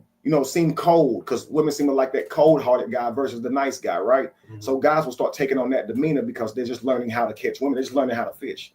But he is being separated from his divinity because he's now going about women in a lustful way, because he's seen women ain't going for that nice boy shit. You got to come up to him on something like this in order for them to even go. And a lot of women will tell you, he corny. And what they're trying to say is, he ain't coming at me on no seduction. He ain't got no, what they call swag, is a man who really is really low vibrational. She can tell that, because I've seen it. I've went to school with guys who, you could tell the brother's a good looking guy, but because he probably got both parents and he is square, women ain't really dealing with him like that, because he's like, hey, excuse me, ma'am, how are you? How you doing? He a little nervous, maybe a little socially awkward. And I do get that. I do get that.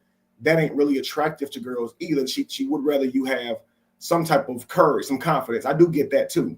You see what I'm saying? But to choose that guy who got all the confidence in his world because clearly he been out here running women, why is that attractive though? You see what I'm saying? Because clearly she knows this guy ain't right for her. Right. And so what the good guy normally does is sees her entertain all those men, and what he does is he becomes that. But again, he's watching the wrong women, the 304s, the harlots, because a good woman would have never made him feel like being a good man, a gentleman, wasn't enough. But often men have been around women who, they'll tell you now, if she's around a guy who presents himself well, she'll hold out on sex because she'll want him to see her in a good way. She don't want to scare him off because she looks at him as boyfriend material. And this is because he's checking off all the green boxes. So she actually won't move with her seduction as much as she would. She'll kind of dial back. But if he's a Jody and he don't seem to care about that type of stuff, she'll be more loose with him. And so he's more apt to get the reward. He's more apt to get sex on the first night or whatever because she's not worried about what he might think. That should tell you right there that women have that dual mating strategy. Like they'll settle down with a guy that they feel comfortable with, that they can just pretty much control, that's going to give them that resource of stability with them. They'll marry those guys and settle down with those guys, but they don't really truly submit to those guys. They're not really loyal to those guys. They'll cheat on those guys. They'll use those guys as a utility because they didn't require the woman to reciprocate or do anything for it. You see what I'm saying? Now, what really gets them turned on, or what really gets them hot and heavy, are the guys that are more selfish with themselves and put themselves first in terms of, their purpose, in terms of their mission, their body, their mind and soul, and so on and so forth, right? And don't pedestalize them as a woman. That's what they're truly attracted to. You see what I'm saying? And that's what they'll cheat on you with, as it were. And again, this all goes back to the polygyny thing. We're already polygamous, but they have dual mating strategies. So men just need to really turn this shit around. We need to get back into our divinity, own your masculinity, and always be self-aggrandizing. Work on yourself in every area of your life: spiritual, intellectually, physical, financially, what have you. Whatever you're great at, amplify it. Because women are going to be attracted to greatness and power and majesty. And once you have that, you always have women to select from. But conversely, if you're in your lowest calling and you're chasing women and you're putting your money first and you pan the play, you'll never get respected. She's going to use you as a utility. She's going to cheat on you. She's going to be disloyal to you. She's not going to submit to you. She's not going to respect you. She'll just use you. But a lot of guys, they don't have that self-respect for themselves because they don't want to do the work. They don't want to do the refinement. Like we're literally like crystals. We're like a diamond. You see what I'm saying? But how do you make a diamond? A diamond is made with pressure. You see what I'm saying? So you got to go through the rough. This is why a man comes into a zenith pretty much in his middle-aged years, 40s, 50s. Right. Because it takes a while to get there. But a woman has her zenith in her youth, from teens to 29, 30 years old. So, it's best to be always working on yourself, always improve. And when you do that, you will always have women. That's a fact. But you think about this. So a man who's chasing women, right, instead of chasing goals, right? Yeah. So this is why a lot of guys will say, why does that really turn women off? Because it's just instinctual. You go all the way back. We talked about the lions, right? The horse is the same way. The capybara is the same way. These animals, they breed with the strongest male, get access to the resources because the strongest male has access to the resources. But if that strongest male wasn't about goals, he would be chasing women, and he wouldn't be that strong because he'd be just chasing women. He has no goal. Right. And so if he's just chasing women, now he's not as strong because here's what happens to the male. When he's young and strong, he's proving his strength. So in proving his strength, he gets all the females, right? As he gets older, now he becomes softer, more gentle because he has all this young. And then in doing all that and paying all his attention to his family, a stronger male comes up, kicks his ass, and take his whole family, bro. Right. So think about this. The man who's creating all these children, it's important that he stays strong. Because if he don't, he gonna lose every one of them. Because all those women and children will go right with another man just because he's stronger than him. Any woman out there, I can guarantee you, they done got with a guy that when she got with him, he wasn't focused. He was lazy as hell. Now her future is tied to this man's ability to earn money. She want to go on vacation. She want to do something too. But this dude is a loser, and she wants to support him in everything that he doing. But it seems like everything he do fail, or he don't try. He say he gonna do something and don't do it. The nigga just a talker. And that's the husband that she married. Now she watching every other woman's husband go out here and be damn successful and try shit, but her husband living a fucked up life. Yeah. In the real world, it's not what a patriarchy hasn't said. Every man get one wife. She could say, "I'm tired of your shit. I'm going to get with a stronger man who can get me into the future because you lazy," and then he'll feel done wrong. Yeah. But in this world of monogamy, he thinks she's supposed to just stay with him because they got married, and he ain't even. He got a whole wife that he said, "Come into my life. I'm gonna get on my knees and say my utility is being submitted to you." And now she looking out the window at the world pass by because her husband ain't really efficient. And then all her kids gonna look like him, and they just gonna repeat the same thing he doing. Absolutely, and you know, aside from colonization, you know, because like I said, you know, prior to Christianity and colonization, we weren't monogamous. We were polygynous, right? Mm-hmm. We were more powerful as a people back then. But aside from the institution of Christianity through slavery to make you weak, but it was also given on a national scale, transcending all, you know, races, right? Mm-hmm. So that every man could have a wife. Mm-hmm. You see what I'm saying? Because if it were not instituted, only the powerful men would have all the women. So what you got to stop doing is complaining about this bullshit and just become fucking powerful. Because it wasn't to hurt men. It was that. Again, you got to put the onus back on you. Stop pointing at women. They're genetically predisposed and designed to be attracted to power, right, and resources. Now let me blame her. I'm gonna call her hypergamous. So no, I'm gonna say she monkey brain. Okay, I'm gonna blame her for her nature, right? That's all that red pill stuff, right? Right, to blame her for her nature. I got a book. I talk about this stuff, but instead of complaining about it, that's her fucking nature. A dog is gonna bark. That's what it does, right? So shit. You got to do the work. Become fucking powerful. Right. Lift some weights. Read a fucking book. Get on your knees. Pray to the Most High. Sit down. Meditate. Listen to the Most High. You know what I'm saying? Self-actualize. Become great. Because what do women say? If you don't become great and you want to remain a sucker, then you're not going to have any women. So stop complaining. And now here's the facts. Man gets with woman, right? They have a relationship. Relationship breaks down. Now you start hearing complaints the woman has, right? Yeah. Notice one of them is he was broke. He didn't never get to no money, right? It's the first thing they go through. And it's because, you know, inadvertently in her mind, you're supposed to be the resource and the utilitarian, right? Mm-hmm. So, but the problem is she's saying that you were broke because really you didn't go off and make a way for her like you put her in your life to do. So really in her mind, when that happens and you're broke and now she can't have a lifestyle with you, instantly she starts to feel attracted to other men who could do that. And this ain't her fault. It's just a natural instinct to want to get with the best provider. Now, if a woman could tell a man, if you don't do right, another man can walk right up and say, "Hey man, you ain't taking care of that wife. Come on over here. I got enough money for you." Most men would never slack because they don't want to lose their families. Mm-hmm. And if they knew that their families maintaining their families was a prerequisite to them actually going and being successful and staying consistent and doing what they're supposed to do, just like working out is prerequisite for keeping your muscles, they keep working out. They stay diligent. But they'll have a woman in their life and they won't move like it's imperative that they take her further, because we don't live in a world where somebody can come and try and take your wife. Right. They're supposed to stay away from your wife because rules and loyalty. Like you see, she married, leave that woman alone. But in the jungle, bro, they didn't care if you was married. It was, is your husband bigger than me? Exactly. It ain't, let's hide it from him. It was like, you say you married? Where he at? Oh, I can kick his ass. Why do you think women are attracted to dangerous men? Right. AKA so-called gangsters, right? Because they have, women construe that as he has the power to protect me. You see what I'm saying?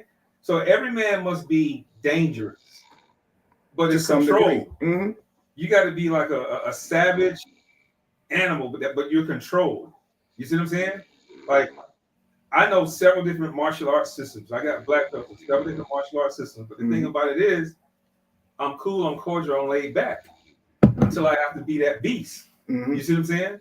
But it's incumbent upon every man to be powerful, intellectual, resourceful, become a financier. Like, you got to be hit on all cylinders. You got to be able to defend yourself, defend your family.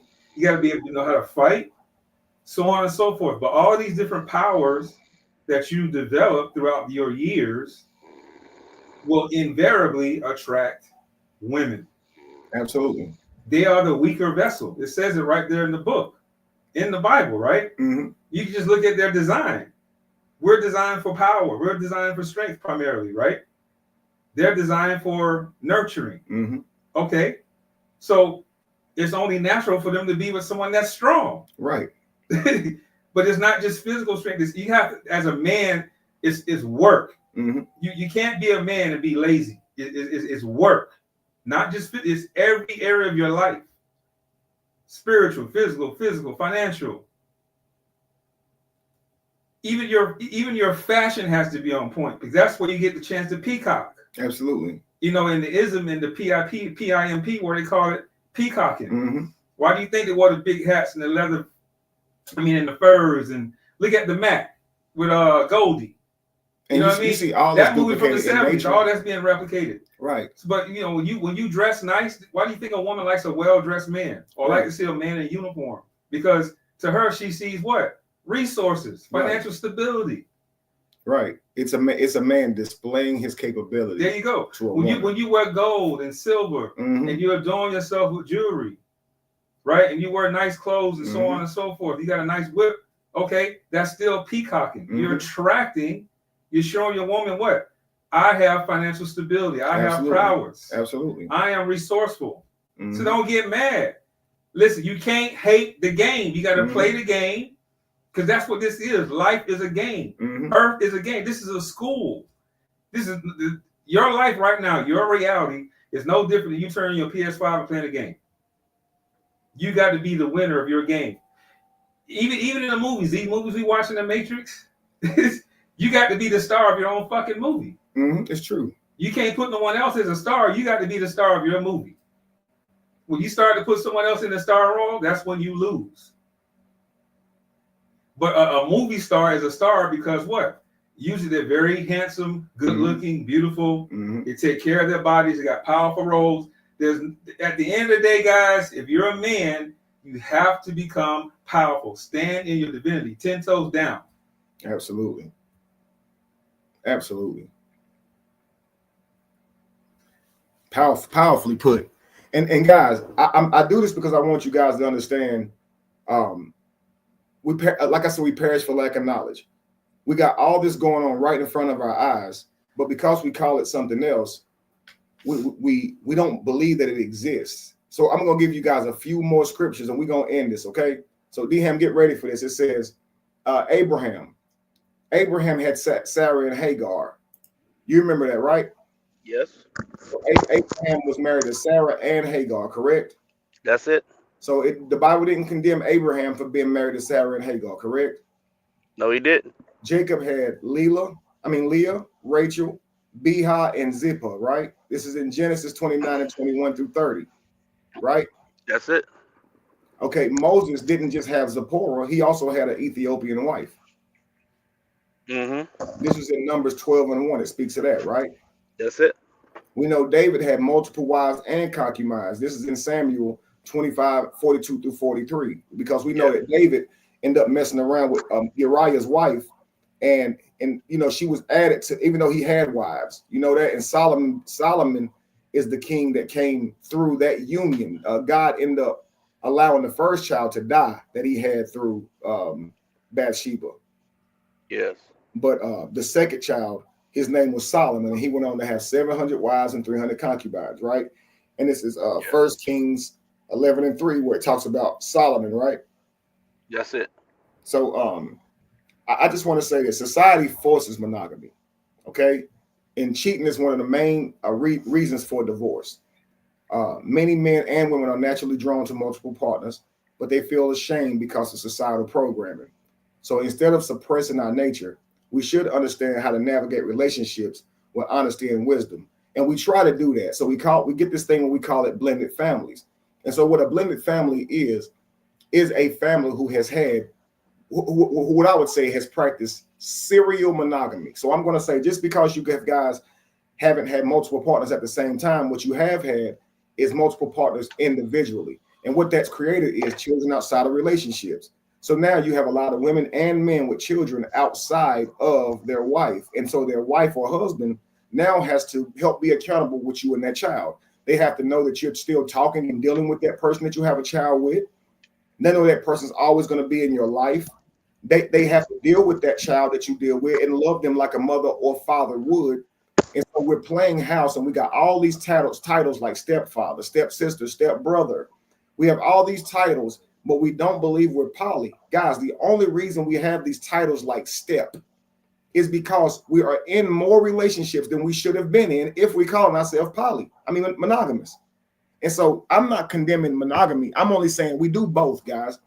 But we are polygynous in nature, but we'll practice monogamy for a individual style relationship. But our nature, guys, is not monogamous. And so a lot of people will condemn my family for being honest about being polygamous. But I like to try to show you guys that if you guys take off your blinders and just look at the world you live in, the real reality around you, all these terms, like I told you, side chick, baby mama, baby daddy, dog. When you call a guy a dog, you calling him a dog because he like to sleep with multiple women. This means he ain't monogamous, at least him. When you call a woman a whore, it's because she like to sleep with multiple men. At least that woman right there ain't monogamous. So, I mean, when you start looking about how many people in this world are virgins and saving themselves to be with one person, I don't think any of us know anybody like that. So it's obviously it's only one of us in the whole world that's monogamous, because I don't think none of us know this one person who don't get attracted to nobody but one person. Right. You only want one person. Speaking of dog, did you know that? Did you know that the word bitch is biblical? I knew bitch come from the term dog. No, female dog. But I didn't know it was biblical. No, it's biblical. Lay it on. So bitch means a female dog, right? Right.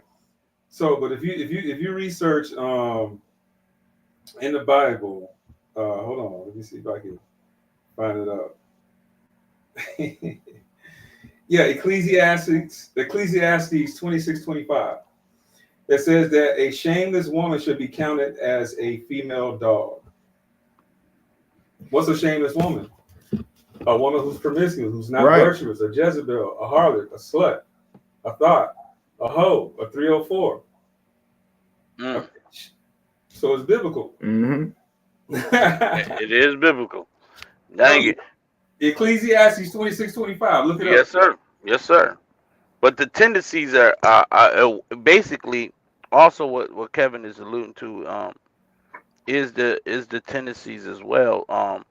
When you look at, and I'm glad that you highlighted that, because it lets us know that we're not off base, we're not off track when it comes to the nature of human life, of human beings. I do understand when Kevin also mentioned Abraham. I want you to understand that everything that Kevin is trying to convey to everyone here in this live, it all stems from a covenant that God made with Abraham. He told Abraham that I will make your name great, and I will make you will have descendants that you won't be able to he pretty much told him that he's if you even If you cannot count the stars in the heavens, that's how many descendants you're gonna have. If you can't count the sand grade in the seashore, that's how many descendants you're gonna have. So understanding that God's word is his it can't come back void. So everything that he promised is gotta happen. So when you relate scripture and the word of God based on um humanity as we know it today, it all stems from a covenant that he made. And if we understand that, the only way that this covenant could um um come be played out, it had to become out. How do Abraham become the father of many nations? Well, it came through his descendants, and the way that uh and like the point that you made earlier, that if one man to versus all these women, you're going to have multiple seeds and multiple descendants through these women. But if you reverse it, it can't happen. So polygamy is definitely an attribute in a form that God is being. He will utilize that within the promise that He even made in the covenant to make sure that His word don't return back void. Is what I'm saying. So basically, it is a form of God's uh, promised word. So we have to. A lot of times, our ignorance will make us so ignorant to things in life because of our selfishness and our self-absorbedness. But when we look at God's intentions to populate, to grow this society into a place to where it's at now, to where you have all of these different nations, you have all of these different um, um, um, ethnic groups. It all stemmed from a covenant that God created and made with Abraham. So we have to understand these things. Absolutely. And so earlier I talked about being a zooed animal, and we don't know that we're zooed. Hmm. We just look at the lion and we think we're going to observe zooed animals, but we don't realize we are just as domesticated as Hmm. those lions themselves, right? Hmm. So if you were to look at gorilla, you will see that they have multiple wives, and that male gorilla, they utilize Hmm. him for his strength and protection, and they all raise his children in his likeness, right? So they can keep a tribe. If you Hmm. look at lions, you look at, like I said, capybara, horses, all wild animals. If you look at them, you see this. So how would you cripple the gorilla? You come in, put him in a cage, and now he can mate with who you tell him to mate with. He get one gorilla, so now he only have one or two gorillas instead of a whole multitude because of his strength. You see, now what happens with that is this: men who want to do right legally, they're going to have one wife and maybe a couple of children, while Jodies are going to be out here having 5 and 6 children out of wedlock and not taking care of them. So we're outnumbered by people who are out here practicing promiscuity, while the people who are out here practicing raising families with actual principles and righteousness are only duplicating themselves once or twice. So the righteous men only get 1 or 2 kids, but horrible men get all the access to all the biological women, creating all these kids. So the horrible man ends up with 10 kids. None of them know him, while the good man only got 2 kids. Yo, the world gonna be absolutely fucked up because it's like women are rewarding bad men with children Hmm. when they should be choosing good men and giving him multiple babies and then working with him to Correct. create a damn legacy, man. Correct. I'm gonna give you guys a list of 10 things that prove that you might be polygamous instead of monogamous. Now, I'm not even trying to be funny, okay? But right now, go back to your dating history before you settle down. Before marriage, if you're married right now, that's fine. Have you only dated one person in your entire life? If you've had multiple partners, you might be polyamorous, okay? Because you were able to connect with another. And monogamous means one partner for life. So now that you had a different partner, then you are in a you're doing a poly style dating because it's now more than one.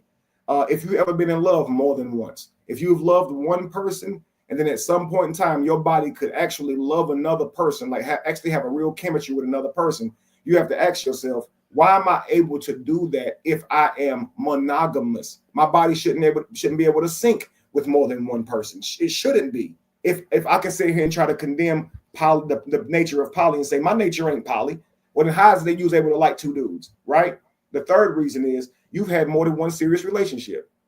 You live with more than one person having a relationship where you're being loyal to this person, and you was able to do it and was actually happy with this person. If you were genuinely monogamous, that second person that you with should feel like torture, because you should never be over your first person, because something should be inherently wrong with you in doing that. The fact that we're able to do this and have second marriages. Hey, this is your stepdad. This is your stepmom. Have our children call somebody daddy who ain't really their daddy. Have our children call somebody brother or sister who's not really their brother or sister. And so the people will condemn polyunions. This is my point. They'll condemn Jamie and Lacey and say, y'all help each other with y'all kids. In blended families, y'all help each other with y'all kids. So because y'all grew up a fish in water, y'all know y'all hate all things about a blended family. Y'all actually don't want step daddies and baby mamas and baby daddies in y'all woman's life. You much rather a woman with no kids. Let's be real. So that's why a lot of guys be like, do you got baby daddy drama? That's why a lot of women will be like, do you got baby mama drama? Because she would rather have it where you don't have no baby mama. Let's be real. But you'll do it because it's common. People normally have baby daddies and baby mamas, even though you don't like that this woman already got a man that's in her life forever. That this man already got a woman that's in his life forever. Even though you don't like it, you'll do it because that's commonality. It's the common thing. But if all we ever seen was monogamy, bro, all we've ever seen was the perfect family, and somebody come to you start talking about step kids and step brothers and stuff like that, we would start talking about the harsh realities of blended families. And here's the harsh realities of it. You can have two brothers that step brothers, and they can be the best friends. But if their parents break up, they may never get to see each other again. That's scary as hell. Because just because y'all don't like each other no more, y'all will break up, not thinking about y'all kids who formed bonds with each other. So think about this. A stepchild has to form a bond with a stepdaddy or stepmama, that if that relationship don't work out, their relationship with that person might end forever too. Y'all worried about Jamie and Lacey. All of them kids in here is mine. No matter what, they're going to be in my life. And y'all blended families, y'all risking way more than I am. Because that man that know your child, if y'all break up, that man probably ain't going to want to deal with your child no more. And the next guy certainly ain't going to want your last husband in your life. He already got to deal with your damn baby daddy. Why? So let's just say I'm dealing with a woman who got a child and she's had a marriage after the guy. So now he got two daddies. Now I'm the third one because the stepfather's still going to be the stepfather even though I'm here. Notice that don't ever happen. You just the new stepdad. Notice that last nigga gone. What that do to the kid? Several bonds with several men that he wanted to be in his life forever that he had to break up. That's so traumatizing. Dude, my kids call the same man daddy in this house. They say, your kid's going to be confused. Well, your kids ain't confused, and they calling the dude stepbrother that he ain't even kin to. And he know that's not his real brother. He ain't confused, is he? He ain't confused as that woman that ain't really his mama that he got to call her mama anyway. So y'all play house and call it blended families. But if a poly family commit to their partners and say, we're going to do this the right way, y'all condemn it. Yo, what we're actually doing is function. What y'all doing is dysfunction. Yes. Yes. It's so crazy, bro. What makes it functional is the truth of it. Right. It's honest. So it's dysfunction. Here's dysfunction, a blended family. Watch this. Here's what a blended family looks like. If we were a blended family, that means that Lacey would be my new relationship because she came along second, right? Or I met her second. That means that Jamie would no longer be in my life. That means I still got to take care of my damn kids. So now I still got to pay the same money, but now I got to send it to Jamie. It's in a different house now. Now I still got kids, but they don't see me every day no more. My kids watch me be with Lacey and our kid every day. So now they feeling all kind of emotions from that because they wish they could be with me every day. They only see one of us at a time. So even though the kids still got a daddy, it's dysfunction because I'm supposed to be in the house to protect my kids. Now I'm not in the house to protect my kids. They over there with her. So if someone break in over there where my kids are, where am I? So it's dysfunction. You're not there.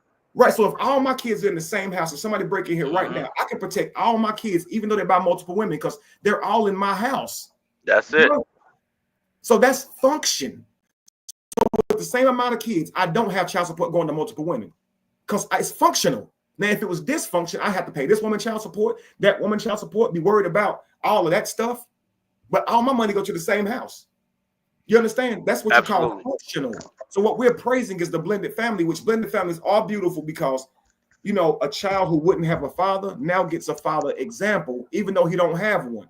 So I would never clown a man who's being a stepfather and say, you getting played, bro. Because I think it's beautiful to be an example to a child that's not yours. But I think that women need to understand that if you got a man who will be a stepfather to your child, you should never condemn someone like Jamie and Lacey for both contributing to a man at the same time, because you have a man taking care of your child that's not his. And if you talk about anything that's far from natural, that ain't natural, baby. That ain't natural. So if a man loves you enough to take care of your kid, here's what your child knows.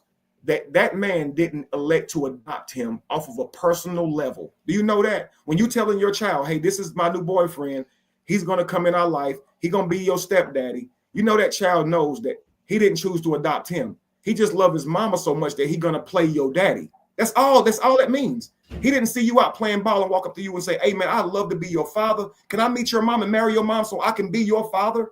You didn't choose him. He know that it's by default. And you telling your child he got to love this man. He don't want to love this man.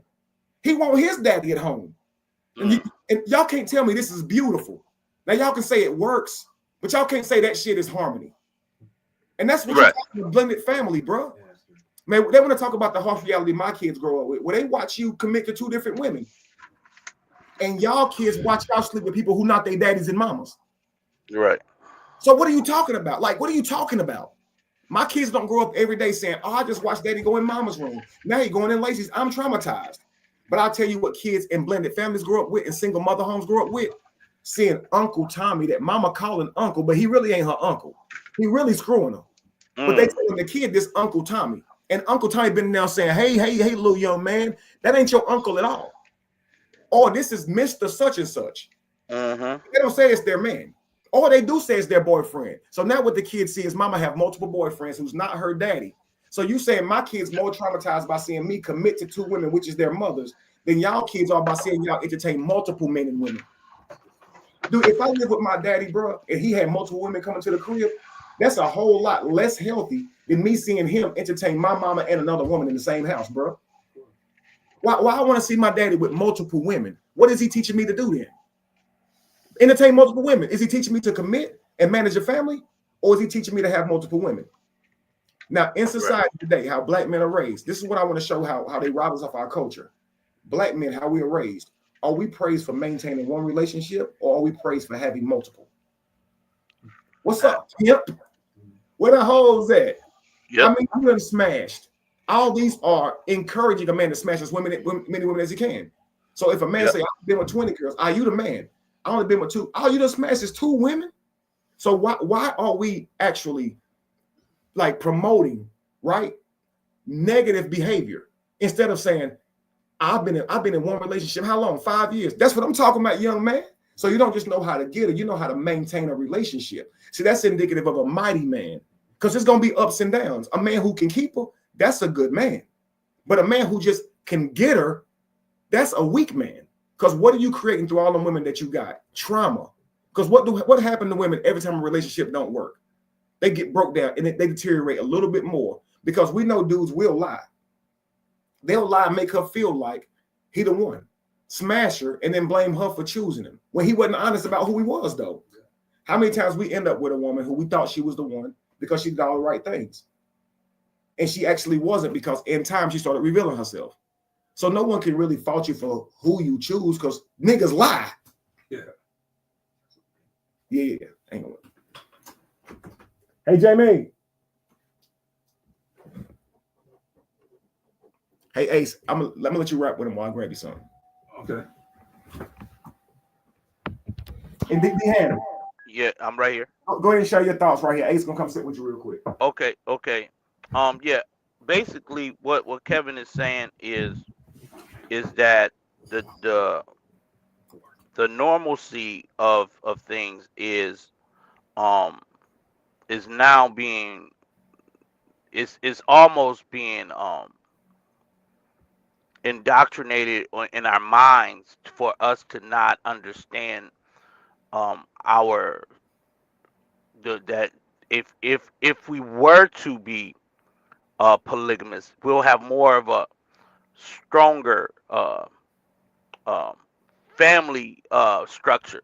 And because we're all we as humans, we're going to do things outside of the polygamy thing. If you're not polygamous, you're going to do things that's going to contribute to multiple situations where you are actually contributing to society in a way where it's still could have been better handled if you were in a more if you wasn't predoctrinated to not believe that this is your normal behavior.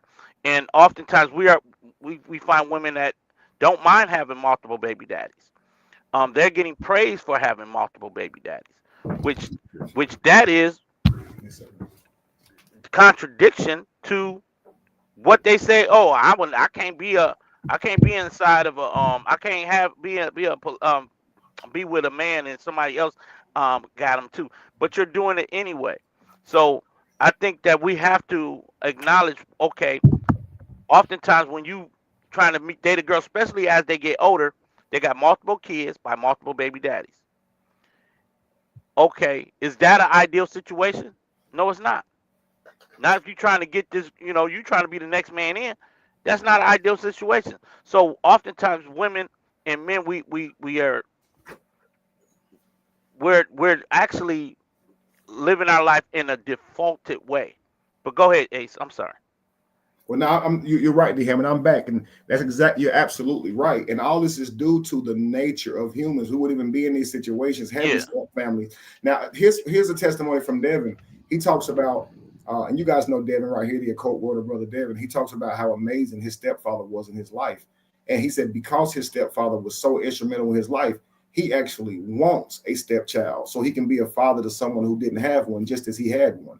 So I'm not saying by any means that blended families are horrible, but what I am saying, guys, is it is dysfunction. If a perfect family is having your wife, having your children with your wife, all your children with the same person, then you have to understand that we're making the best of a not perfect situation. Hey, I had a relationship, it didn't work. So now I'm in another relationship. And unfortunately, my next partner has to in some way be responsible for my last relationship. So, and it's just a fact. Any man knows, and any woman knows also, if you're going to be with someone with a child, there are risks to that. Okay. Women even know this. If you get with this man and you form a bond with this child, if you break up with that man, you may not have access to that child no more. You understand? And this is just a fact. If you have a child and he has a child and y'all get married and move in the same crib and your child get to know his child, they might actually fight amongst each other. They might actually, you've seen the movie Step Brothers. It's a display pretty much of what happens in blended families, that it's not some kind of easy transition for siblings to just get along. Like, oh, hey, nice to meet you, bro. And they just go be bros. Like they might fight amongst each other, fighting for space and fighting the matter or whatever the case may be, because they know they're not really brothers or sisters. You understand? There was a video just recently done where a girl recorded her brother without him knowing, her stepbrother, because he's trying to fuck her. And she keeps telling her daddy, like, this dude is trying to sleep with me. And so he comes over to the house and she's on TikTok. She got the phone up and he pushing all up on her. And so she's recording the video for her daddy. So, for her stepdaddy to see, which is his real daddy. His real daddy come in the house and say, boy, why you keep trying to holler at her? That's your sister, boy. So he's trying to force the brother to see her as a sister. He don't see her as a sister. They both over 18 when they met, and you're trying to get him to not holler at this. And the girl feels so violated. You can tell she do, because she wants him to see her as a brother. That happens, yo. Yeah. And y'all call it blended families, but yo, you can't tell me that's healthy. This just two grown-ups trying to make a relationship work and wanting your kids to play along. They're not going to sit here and see each other as brother and sister. And you know you wouldn't even want them sleeping around because you with them. So now you're going to try to control them with your narrative. Come on now. The boy ain't actually doing nothing wrong. He's just trying to get with another girl. He's trying to do coitus with a girl who he's actually a peer with. He's not kin to her. But she's saying, your mama and your daddy together, so you shouldn't see me that way. And it's not taken for the young man. Now, here's another situation that was really horrible. I don't know if you saw this. A girl accuses her ex-boyfriend, who was being a stepfather to her daughter, of trying to get with her daughter to ask her for oral sex. So she created a text message string between the two of them. Yeah, I think I saw that on Hip right. Star or something like that. Yes, sir. So she had did this to her baby daddy, to her actual kid's daddy before. So now she's doing it to the stepdaddy. Now you think it's bad enough that some woman will try to act like you try to touch your own kids. Right. But you know it's got to be crazy for you're willing to be her children's father, even though you're not. And she'll still weaponize them children against you and ruin your reputation to that degree, bro. The only reason that people knew she was lying is because she told two different stories. In one story, she found out through the grandmother who saw it on the phone. In the next story, she told the daughter came and told her about it. Hey, he keep asking me to do him a favor for oral favors because I got older now. And this actually never happened. But she told the whole internet this. Yeah. Now, this ain't the first time this happened to men. There's been many men with stepdaughters who they did not try to holler at. They did not try to violate. And the daughter actually felt violated. Maybe he walked in the bathroom and she was in there naked and she didn't lock the door. And his eyes seeing her body made her feel like you was trying to look at me. And it really was just an accident. And now the wife is saying, was you trying to look at my daughter? And he's like, no. And now he has to worry about being looked at as a fucking perv. And a lot of men be like, man, I'm not being with no woman who already got a daughter because I don't even want that accusation on me. You understand? So we know blended families are not as healthy as a family where all your children are together. So what I'm trying to tell people is, even though they don't like what my family look like, all my children are together, which is a functional family, which is a step above a blended family, which is a dysfunctional family. It is a family, but it is a broken home. And what people think is it's only a broken home if you don't have a husband. It's a broken home because it's not the original home you created. If you got children inside of your home who cannot call your husband their real daddy, that is a broken home, man, because your child still has to deal with a man outside of the man who acting in the house as a father. So the stepdaddy knows that if something goes wrong with your child, you still got to call another man too. But if all those kids were his, you don't have to deal with another man at all. So any person would tell you ideally they want their partner to not have no kids. This ain't saying they don't want your kid, but they're just saying ideally you want a woman with no kids already. You want to start your own family. And I think a woman would say that ideally I want a man who has not already started a family. Because if a man has a child, he can't give her 100% of himself either, because there's another child out there who needs him. In fact, his protection will still always be to the mother of that child, even though he's not with her. She knows that. That's why she don't like it. Dude, he cannot stand that lady. And still a debt of protection is owed to that lady. Because if she get with another man who hitting on her in front of his child, he obligated to do something. So he can no longer just solely focus on one family because he's made another. Not to mention, he has to resource that family. So he can't just go to a woman as if he's free and clear with no debts talking about I want to start a family. Because she can say, don't you already have a child? That means you can't give me in totality what a husband with no kid can. So while a lot of men are out here saying, don't deal with women that's a single mother, then the same red flags are there for a man that's a single father. He still has, obligations outside of you, just like that woman does. So red pill people will say, don't deal with a single mother. You know why? Because she ain't never going to be you can never be her number one priority. Well, you can't be hers either if you got a kid. So here's what you can say. If you don't have a kid, you can stand tall and say, I ain't dealing with single mothers. And you have every right to because you don't have a kid. But if you got a kid, you're blessed if you meet a woman who's willing to be with you who don't have a kid. But you can't sit here and say, I don't want to be because you are that. Yeah. And that's what I mean by not being accountable to the shit you've done. If you got a kid, if you're not a virgin, don't be asking someone to be a virgin. Because what if you're manifesting yourself to you while you're out being who you being? Every time you vibrate low and do something, your future wife will vibrate low and do something. So when you meet her, you're looking at a reflection of yourself. Now, if you don't like what you see, it's probably because she wouldn't like what she's seeing and she knew all the stuff you've done either. Let's be real. Because I would think it would be kind of ridiculous for a man to play on every woman that he meets because he ain't serious. But when he's serious, he wants a good woman. Why on earth would the universe send him a good woman and he ain't been a good man? It's a girl to say, I know I fucked around my whole life on all these Jodies, but now I want a good man. I'm ready to settle down. What? So the good man, he gets you? So what the good man get is the woman who was a hoe her whole life and now deciding to be faithful because she's just ready for that. A good woman don't deserve a man who fucked over every woman he was with until he met the woman he liked. Yeah. Why would she want you? Why would a good woman want a man who's treated every woman like crap just because he didn't like her? He might say, well, baby, I didn't care about them. So of course I use them up. I don't care about them. What good woman wants a man who has no morals? Because he's basically saying, I don't have a moral compass. I treat women like I see them. So because I really like you, I'll be faithful to you. I'll do right by you. But those women I treat like that because they didn't mean shit. That ain't character, bro. That's the same way a woman telling you, with those dudes, I just did whatever with them because they didn't have no potential. So I do whatever with them. Sleep one night stands, go out for a vacation. Why are you concerned about that? You a good man. I'll do right by you. So does that mean she got morals, bro? No, right? Exactly. It means she's negotiating her morals to try to get with a man that she think is a certain caliber. That's what it is.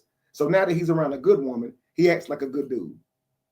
But if he was around a loose woman, he'll fuck her anyway. So he ain't really got no standards. But he acting like he got standards by saying, I wouldn't wife a single mother, but I would sleep with one.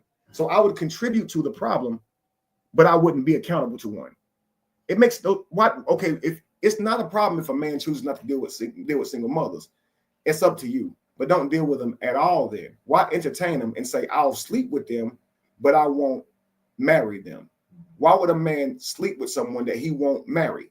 And that's the first problem with a lot of men, is that if we're talking about biblically, if every partner you have is considered your wife, men should never be out here saying I ain't looking for nothing serious right now, but also be looking to marry you. That's confrontational with God. So they're lying to God. Yeah. So they're saying, I want to just sleep around with no loyalty. I just try to do something that don't.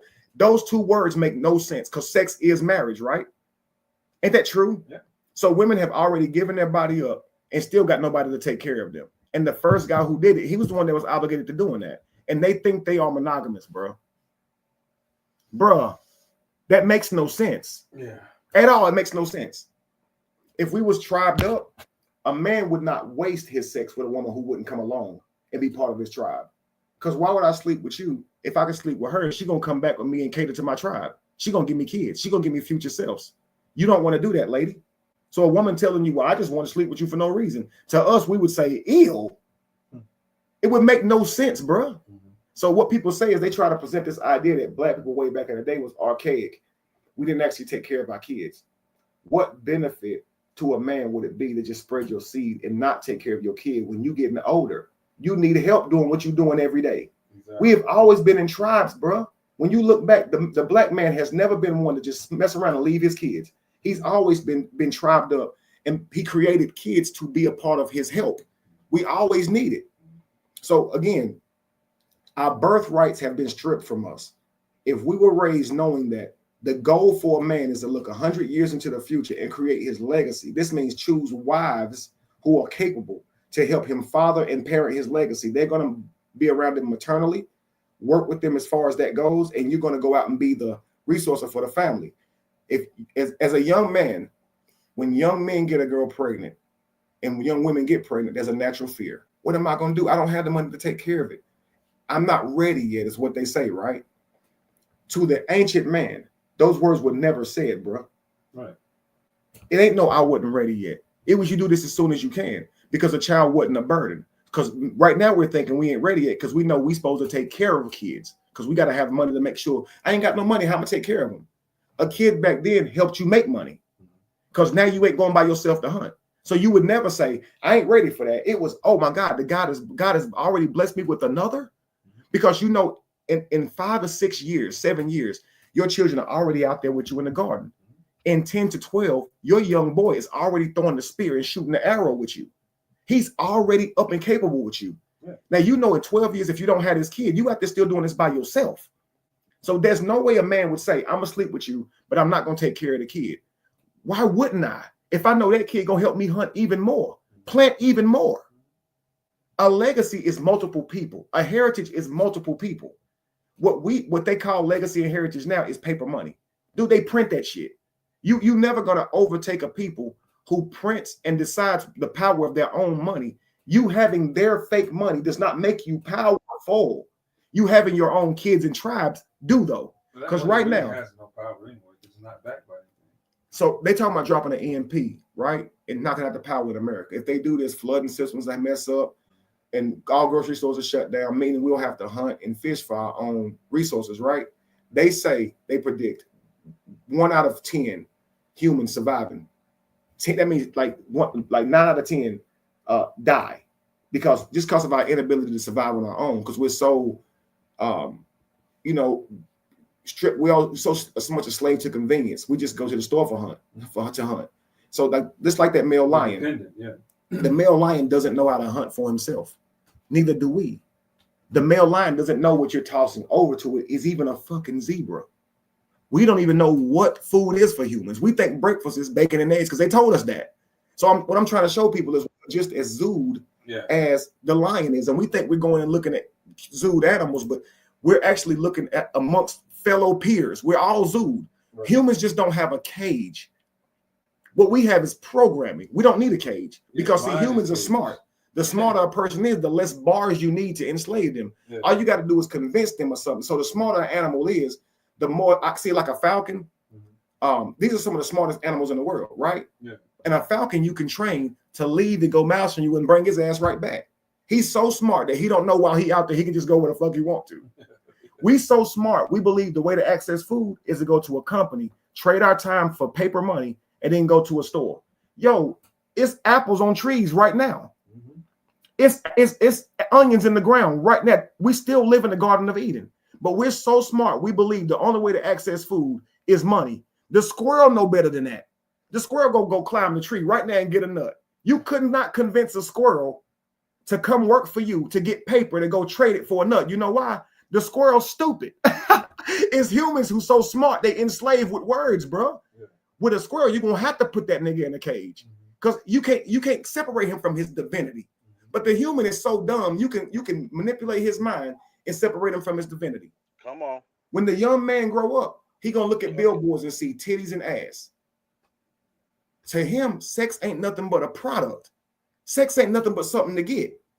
So because you did this to this young man, he'll never see the woman as a goddess, a person to create a tribe with. He see it as some pussy to get. Why is he so stupid?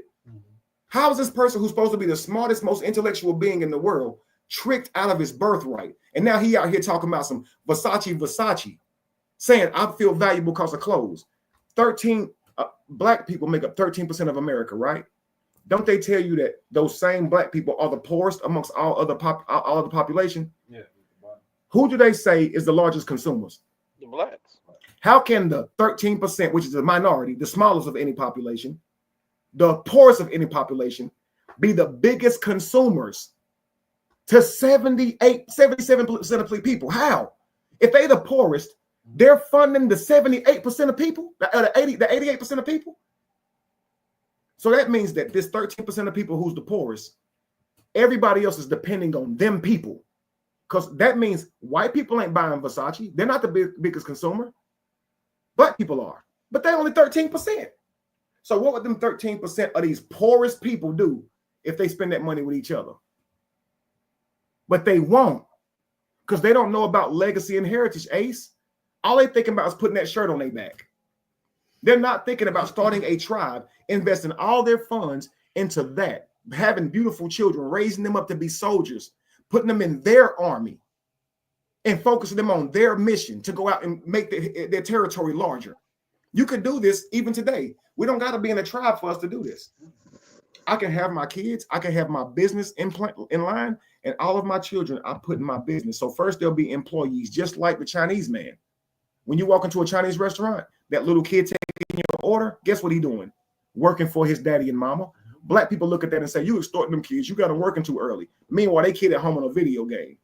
Whose kid gonna be better off? The one on that video game or the one in here taking orders right now? Now, here's what they did too. That Chinese person that's in that store, guess how they got that store? The government gave them a loan and not you. And they gave them a loan to go in your neighborhood and start a business where you're gonna fund their business. You 13%. You're gonna fund this Chinese person's business. Guess what the Chinese person is not gonna do? Spend that money with your city.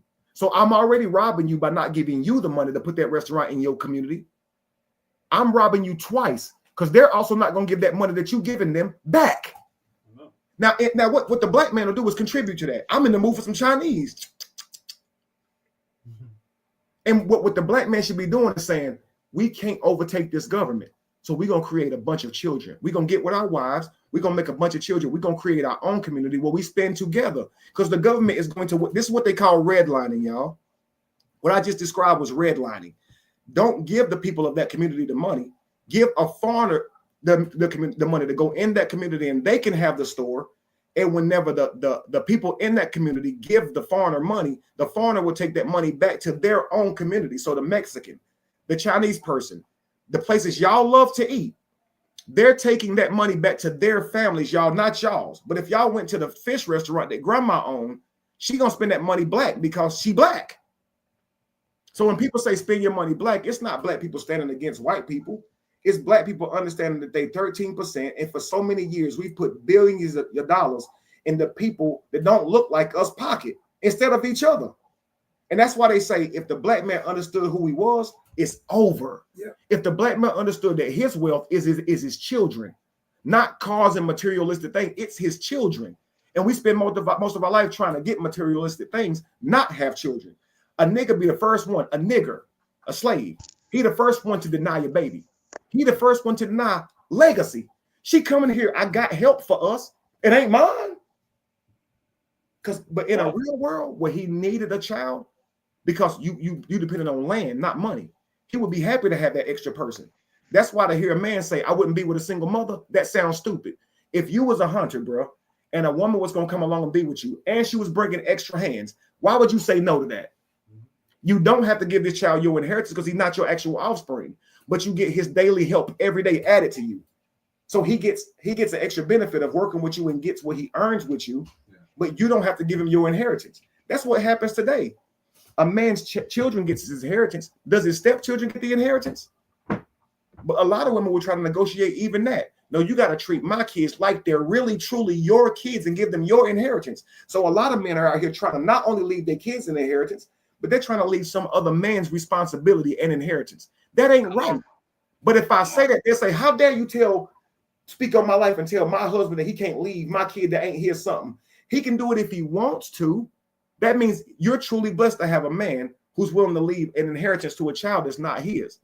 I watched my father raise 7 children. He only got 4. So my daddy is living with a woman who has 1 child, but that child ain't his. It's hers. I don't get to live with him. I watch another child live with him. Now, what's beautiful about this is that child don't have a father of his own. So he only knows my daddy is father. But I don't even know my daddy is father.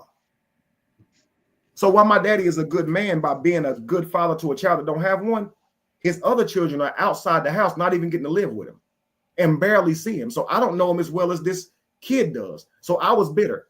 So my daddy's with a woman. He raising her kid.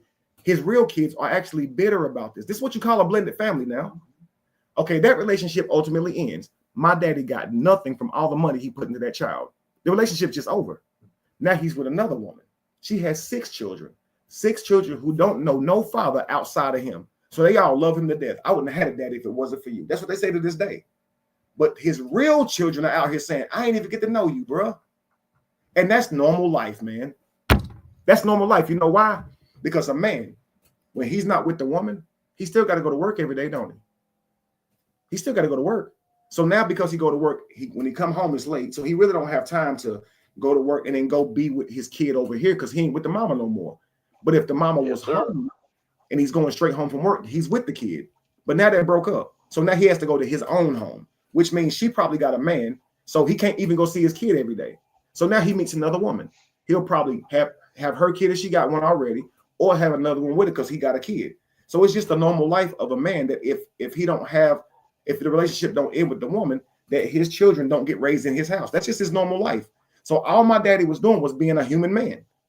That's all he was doing. But meanwhile, I'm on the outside feeling neglected and like something ain't right. You see what I'm saying? And yeah, their daddies left them, but because they're with their mama, they're going to get many chances at having a father. Well, I don't ever get that. My father's being a father to them.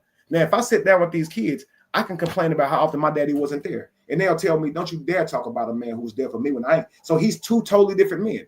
To one person, he's a father who could have been better. To other kids, where they didn't have a father, this man's done more for them than anybody ever did. So, but couldn't he have been both? In polygamy, if he was allowed to do that, he would have had his kids living with him and they would have lived there. We would have all knew this man. And that's what polygamy was. It made room for women who had failed relationships. Yes, you have a child. You can still bring your child along. And yeah, your child won't get my genetics because you already got one. but Yeah, they'll but get my wisdom, they'll get my protection. And every woman had a man, a helper. But now what they're saying, what monogamy is suggesting now, and you hear men saying is single mothers should just be out there to dry. How does a child benefit from nobody marrying a single mother, bro? So we're not making decisions for children. We're making decisions for us. And we're selfish because we'll break up a relationship just because we don't like a person. Even though we've asked them to be a stepfather to our kid, make it last because you've asked your kid to be with this person, to see this person as a father. Now it's, well, I ain't happy with him, I'm ending it. So what the kid got to do about that? Deal with whatever decision you making for you. See, all of my decisions, guys, are made for our ancestors, the ones who passed on, but mostly for the ones who ain't here yet. I know the way we live our life is not something that's conducive for a healthy environment for our ancestors. The way we live our life is with no culture. American culture is not culture at all. It's just trends. Before I end this, think about this, Ace. Go back to the 70s. What a culture is people having a certain style of tradition and ritual that leads to a certain outcome, right? So you can see this in what they call savage tribes. You'll see them out there dancing around the fire. We think they savage, right? But look at America. We're supposed to be civilized, right? Our culture is just trends, bro. Go to the 70s. We was fucking under a disco ball. No. Free love, right? We was smoking weed, smoking doobies, doing shrooms, calling it free love, fucking with tie-dye shirts on. And this was the norm. Free love, no need for a relationship, just fun. So if you're born in the 70s, your parents wasn't trying to have you. Dude, most people will have to sit out here and say, you just here by default. Most people was not saying we're going to make it air. This what tell you we haven't been focused for a long ass time. There is truly no culture in developing the next generation. We just out here fucking for trends. So the music is geared to free love. All the paintings and stuff is, you can see us doing, smoking weed. Austin Powers shows you this, free love. Then you got the disco ball era. So if you're born in the 80s, your parents was probably fucking with bell bottoms on with no relationship. Yeah. You understand? Because all the songs and everything was about that. There was no culture that says a man establish a wife, form a relationship, stick with that woman, raise your kids the right way, and you go there. It was, hey man, what's up? And now we're in what they call hookup culture. What all this has been is polygyny. But we don't want to be honest. People sleeping with random people with no damn established relationship. It breaks down. Now you're with somebody else. We call this hookup culture, free love culture. We call it pimp culture. You know, pimp culture was just right after the 80s, right? Yeah. And we know the word hoe and pimp became something that was common, and songs became something that bragged about how many women a man can sleep with. We call that pimp culture. Really, what all that is polygyny. It's multiple people having sex with multiple people. That's what it is, really, right? And our inaccountability to that has now created broken homes, children growing up out of wedlock. And we won't just be honest. So again, how many men out here got 3 baby mamas that he's still sleeping with? He giving them all child support outside the home. He broke because of it. They all still willing to sleep with him. What if they all moved together? His kids would now see him every day. Not like I saw my daddy every now and again. And now all the money is in the house. So if you don't think about how it makes you feel to know he's sleeping with people, and then you instead think about how much better this is for the kids that all have their parent in the same house contributing, you would know this is better. And whether you like it or not, you've already did this shit because you've had kids with a man who already had multiple kids. Now you want to play house. You want to act like none of that's going on. And that's the problem. Kids get less because parents want to lie and not be accountable to who they truly are. If you have multiple kids, if you're a man with multiple baby mothers and you're complaining about taking care of them, haven't you created a bunch of families? Shouldn't you take care of your families? That's facts. So but it would have been better if you would negotiate this with those families. Now you have multiple relationships that didn't work out. So you have the worst way to have to take care of kids through child support and through uncooperation through a woman that don't even like your ass. So that's called dysfunctional family. That's what you have. A functional family is a person that whether you have kids with one woman or multiple women, all of y'all have an understanding. So the children are healthier by default. And what grown-ups should be doing is living a life that's great for kids because kids are more important. And this is the last thing I'm going to say. In a lot of tribes, Ace and D-Ham, they don't say, how are you doing? It's not even a turn of phrase. It's not even something that's said. What they say is, how are the kids? Imagine if our culture didn't ask you how you was doing, but they instead asked you how was the kids. If the kids good, you good. Who the hell care about if your day is bad if your kids are taken care of? Yeah. Because what if you got to complain about if your kids is straight? Mhm. I can handle life. Hey, it's a rainy day. Hey, my leg hurting. I'm good. If my kids straight, I'm good. Yeah. So they would ask, how are the kids? So everybody's focus is on their kids because you want to be able to say they good, they straight, they doing well. Right. Fuck you. The next generation we want to make sure is taken care of. But in our generation, ain't no really how are the kids. Somebody might ask you that every now and then. How are the kids, by the way? You see what I'm saying? But mainly it's how are you doing? And so what that creates is a whole bunch of adults who think that they are important. So who will end the relationship because they're not happy? Adults, even when they got kids, bro. Well, I ain't happy. So your kids got to watch their parents break up because you're not happy. You've already made kids. You're obligated to that tribe you created. That's why divorce ain't a word in many cultures. It's not even a word, bro. But we got it as a word because everything here is based on a fictitious culture. It's all disharmony.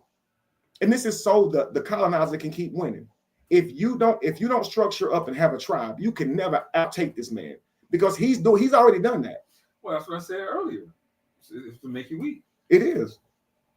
Any final thoughts, Ace and D Ham? Yeah, I'm gonna go ahead. I'll let Ace sum it up. But I totally understand exactly where you're coming from. As far as how we've evolved to this place, and but it's almost like we go against our natural instincts and our natural behavior as humans, to try to um, satisfy or to cater to selfish selfishness and selfish reasons. So basically, a lot of people know that they are, um, if like you said, if they go back to if they just reflect back to their dating life and how many sex partners they've had and how many good relationships and bad relationships they had and how they ended and how they are now where they're at in life, whether they're single, whether they're got children by men but don't have one now. All of this is a contributing factor to um, life decisions, and I think that we as people we have to be honest about our sexual appetite, our way that we view life, and oftentimes we're too afraid to speak on what's natural. And what's natural is sometimes it may not be popular right now. It may not be popular in today's culture and today's society, but your natural ability, it can also, uh, the Bible says that we're free. Truth will make you free, and oftentimes we live in a in captivity or in bondage to our own ideology. Um, I recall dating with my wife, and I realized that neither one of us are immune to attraction. It would be wrong for me to make her feel like you better not look over there, a big, tall, 6, 7 foot guy walk in the room, and I'm trying to close her eyes. You don't look over there. A big booty girl walk past me, and she trying to close my eyes, telling me don't look over there. It's a natural. It's your natural attraction. Um, that you may see something that may be fine to you. You may see something that may be handsome to you, and it shouldn't be shut off because you're in a relationship. It should be some honesty there. And I just believe that we as people, we kind of in bondage ourselves to our own um, selfishness and our own selfish awareness, and we know that we're aware, but we would rather say no, no, that's not it. That's not how I believe.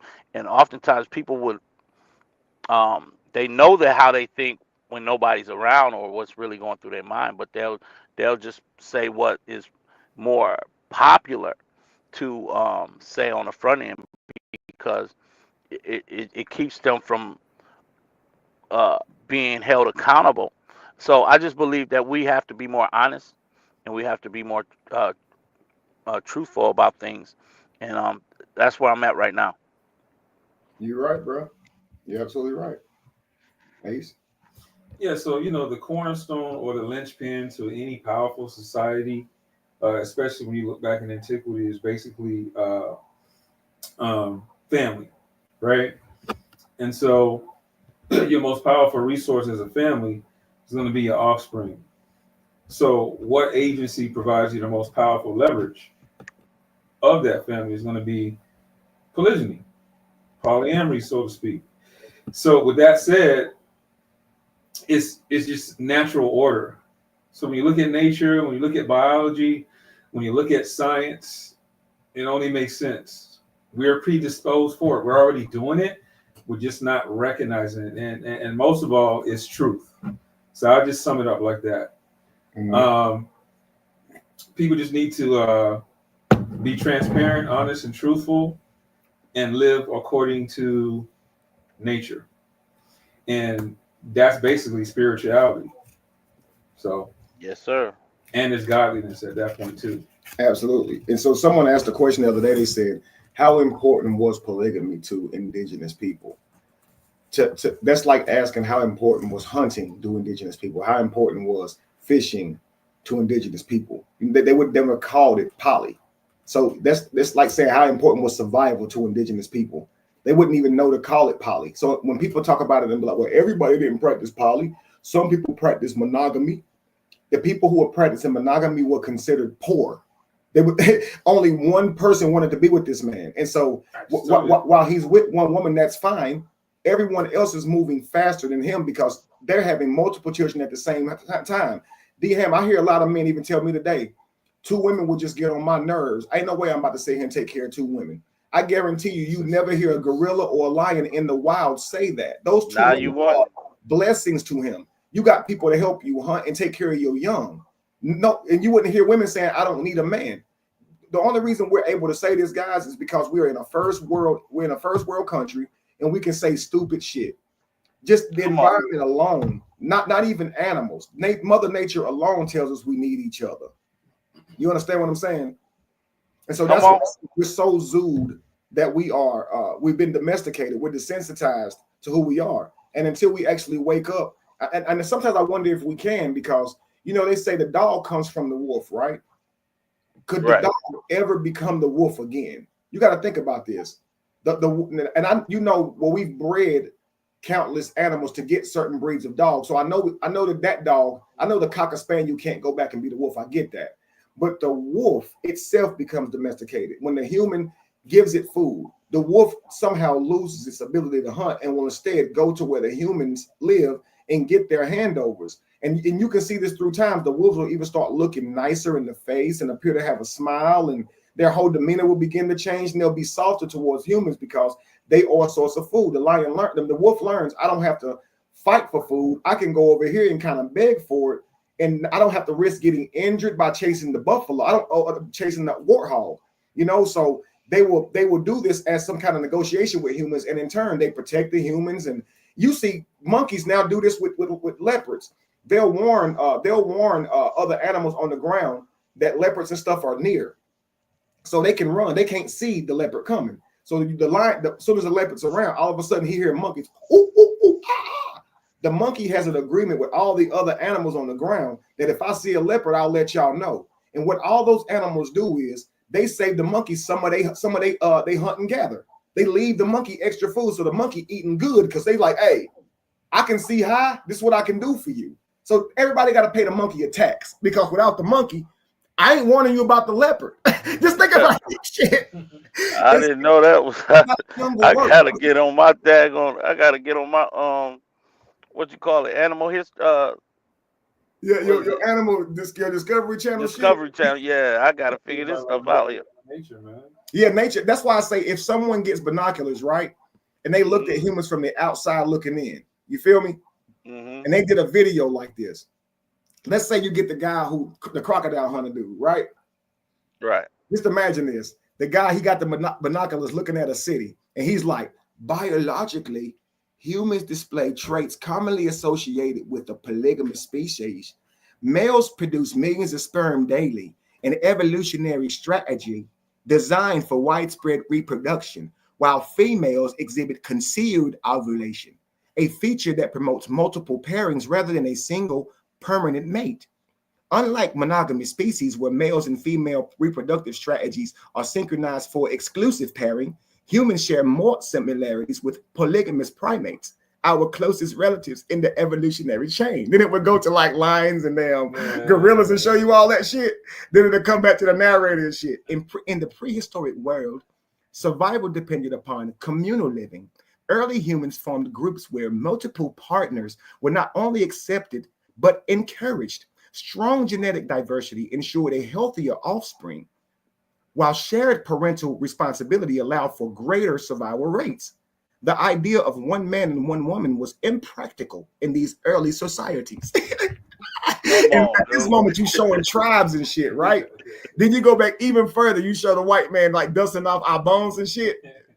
Anthropologists have studied ancient civilizations and found evidence of polyamorous structures in nearly every early culture, from African tribes to the Native American societies.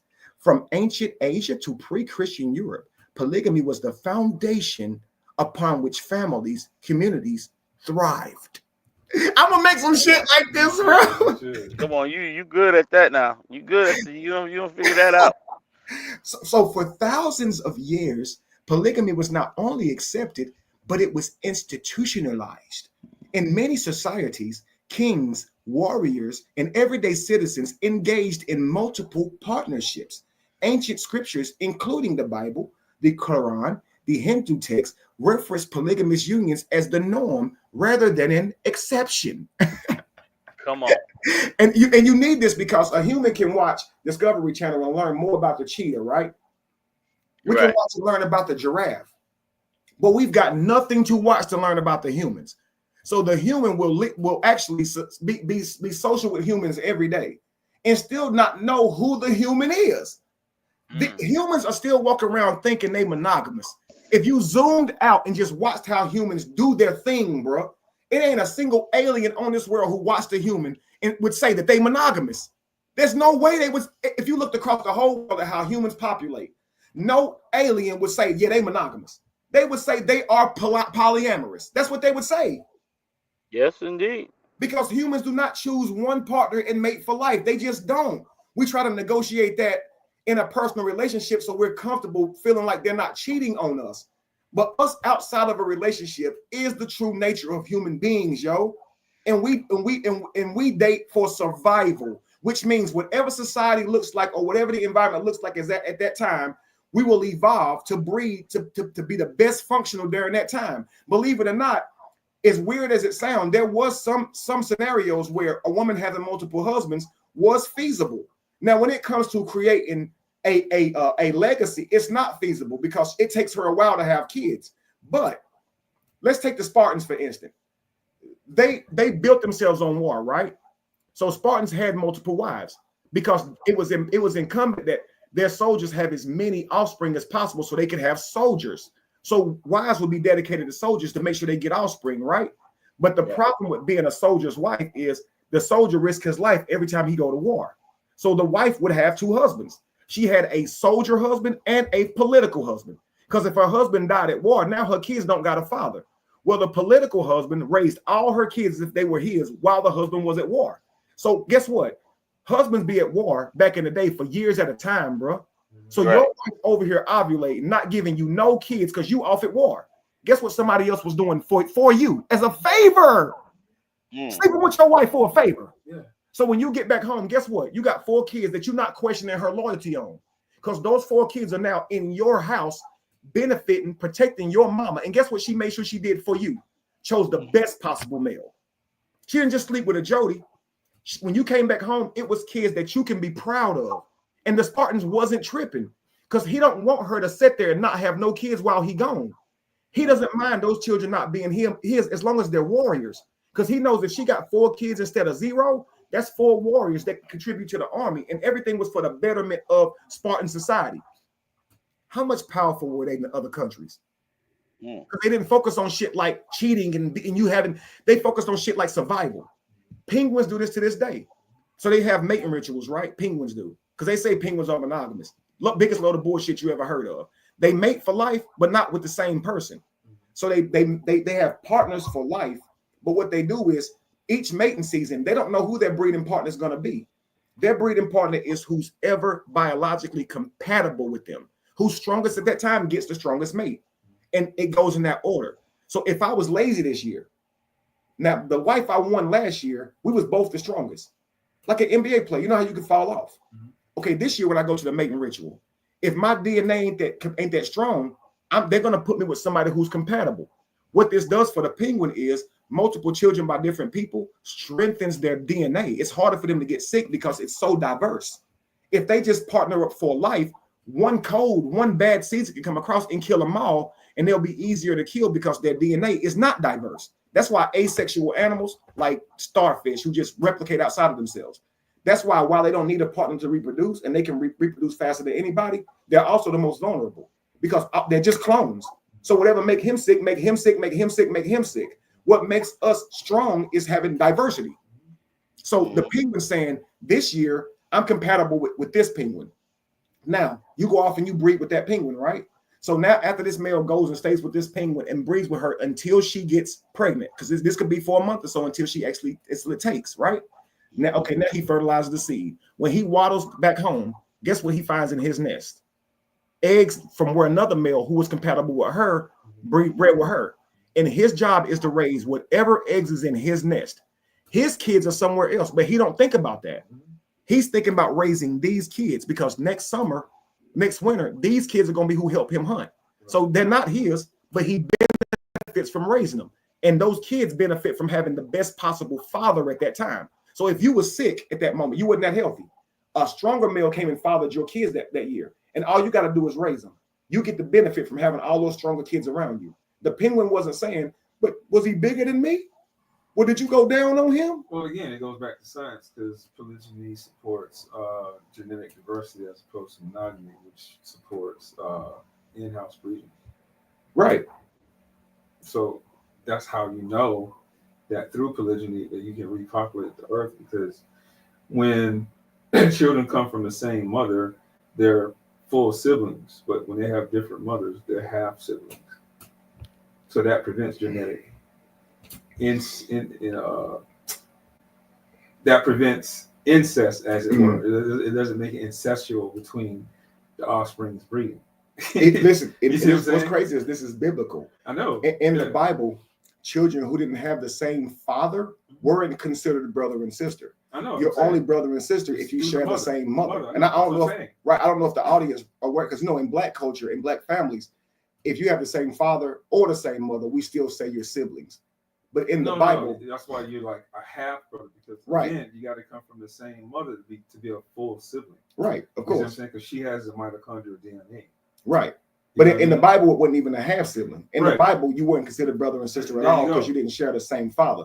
That's why when D. Ham talked about in the Bible, when they would give legacy and heritage, they'd say this person begot this person. And notice they're talking about the legacy of the father.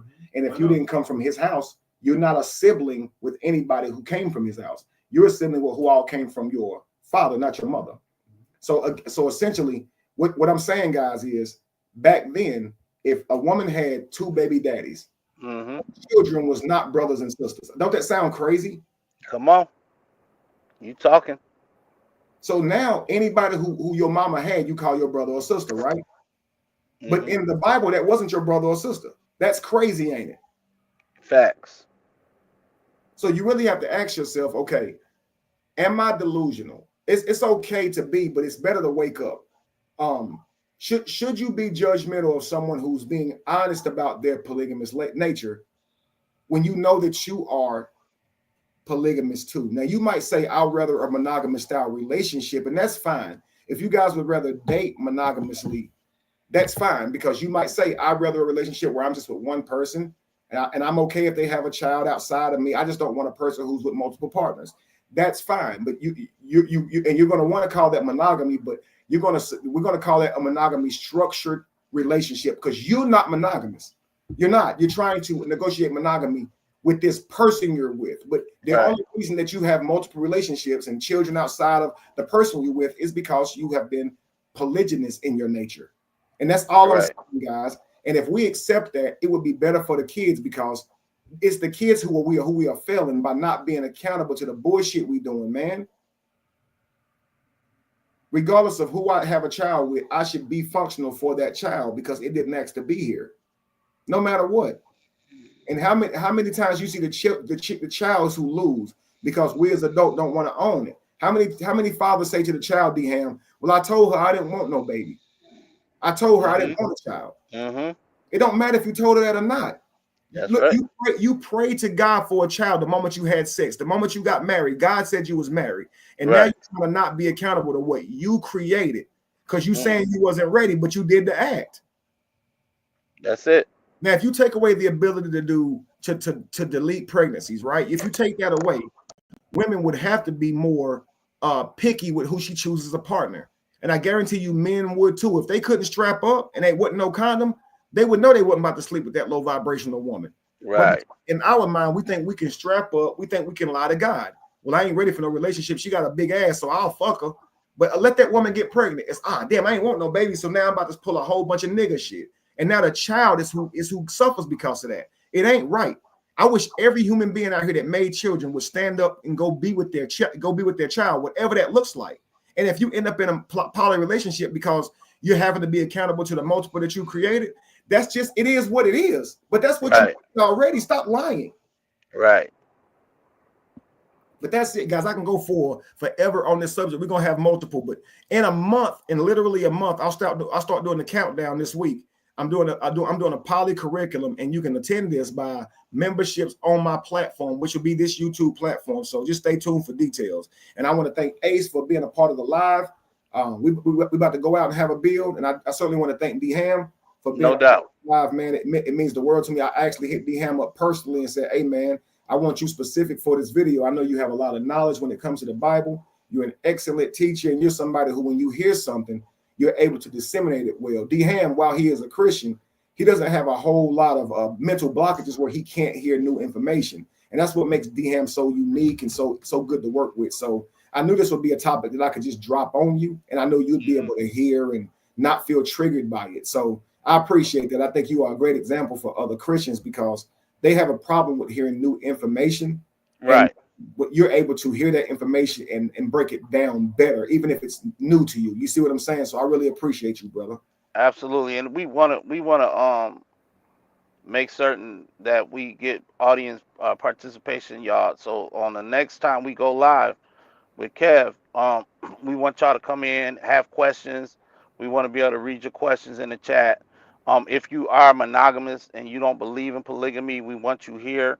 We want y'all to be able to articulate your points, and we need to just have a great dialogue and discussion, and we can respect each other's where each other's point of view is at. We want this to grow. We don't want it to be 20 people in the chat only. We want to grow the numbers up. We want to build this platform up, and we want to come in and have great, diverse conversation. Ace, it's a pleasure talking to you and listening to you, man. You really top notch, man. You top tier, and I appreciate your knowledge and your wisdom. I appreciate that accolade. Thank you for having me, and I'll be happy to be on the next one. Yeah, absolutely. You guys can see Ace has a world of knowledge. He has a great book, and we're about to go out and do some things right now to promote the stuff we're going to be doing together. And you guys having a short dose of him, you can see why. Of course, we'll be working together. This ain't our first time. We actually been working together for actually some years now. So, yeah, as you can see, world of information, as I told you guys. So he has a lot to offer, man. Again, I ain't gonna let the numbers discourage me, D-Ham. It'd definitely be nice to have him in here in the droves. But I know that this information is useful to many people, and I'm just starting out. People don't really know what I'm doing. So in the meantime, man, I do just appreciate you guys for treating this as if it was full of people. You understand? Oh yeah. We here for the right reason. So I'm saying is we want to make sure people are mindful to get ready to start sharing and coming in and being active.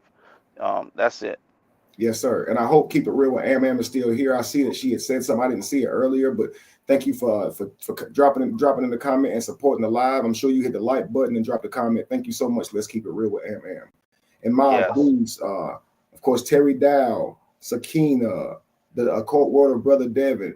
Thanks all of you guys who supported the Queen's Quarters. Let's see here. S Coach, all you guys who's commented, thank you guys so much. And until next time, guys, I'll see you guys. Peace to you. Okay, now. Peace to you, D Ham, man. Much love, brother. Peace, King. See you Peace. soon. All right.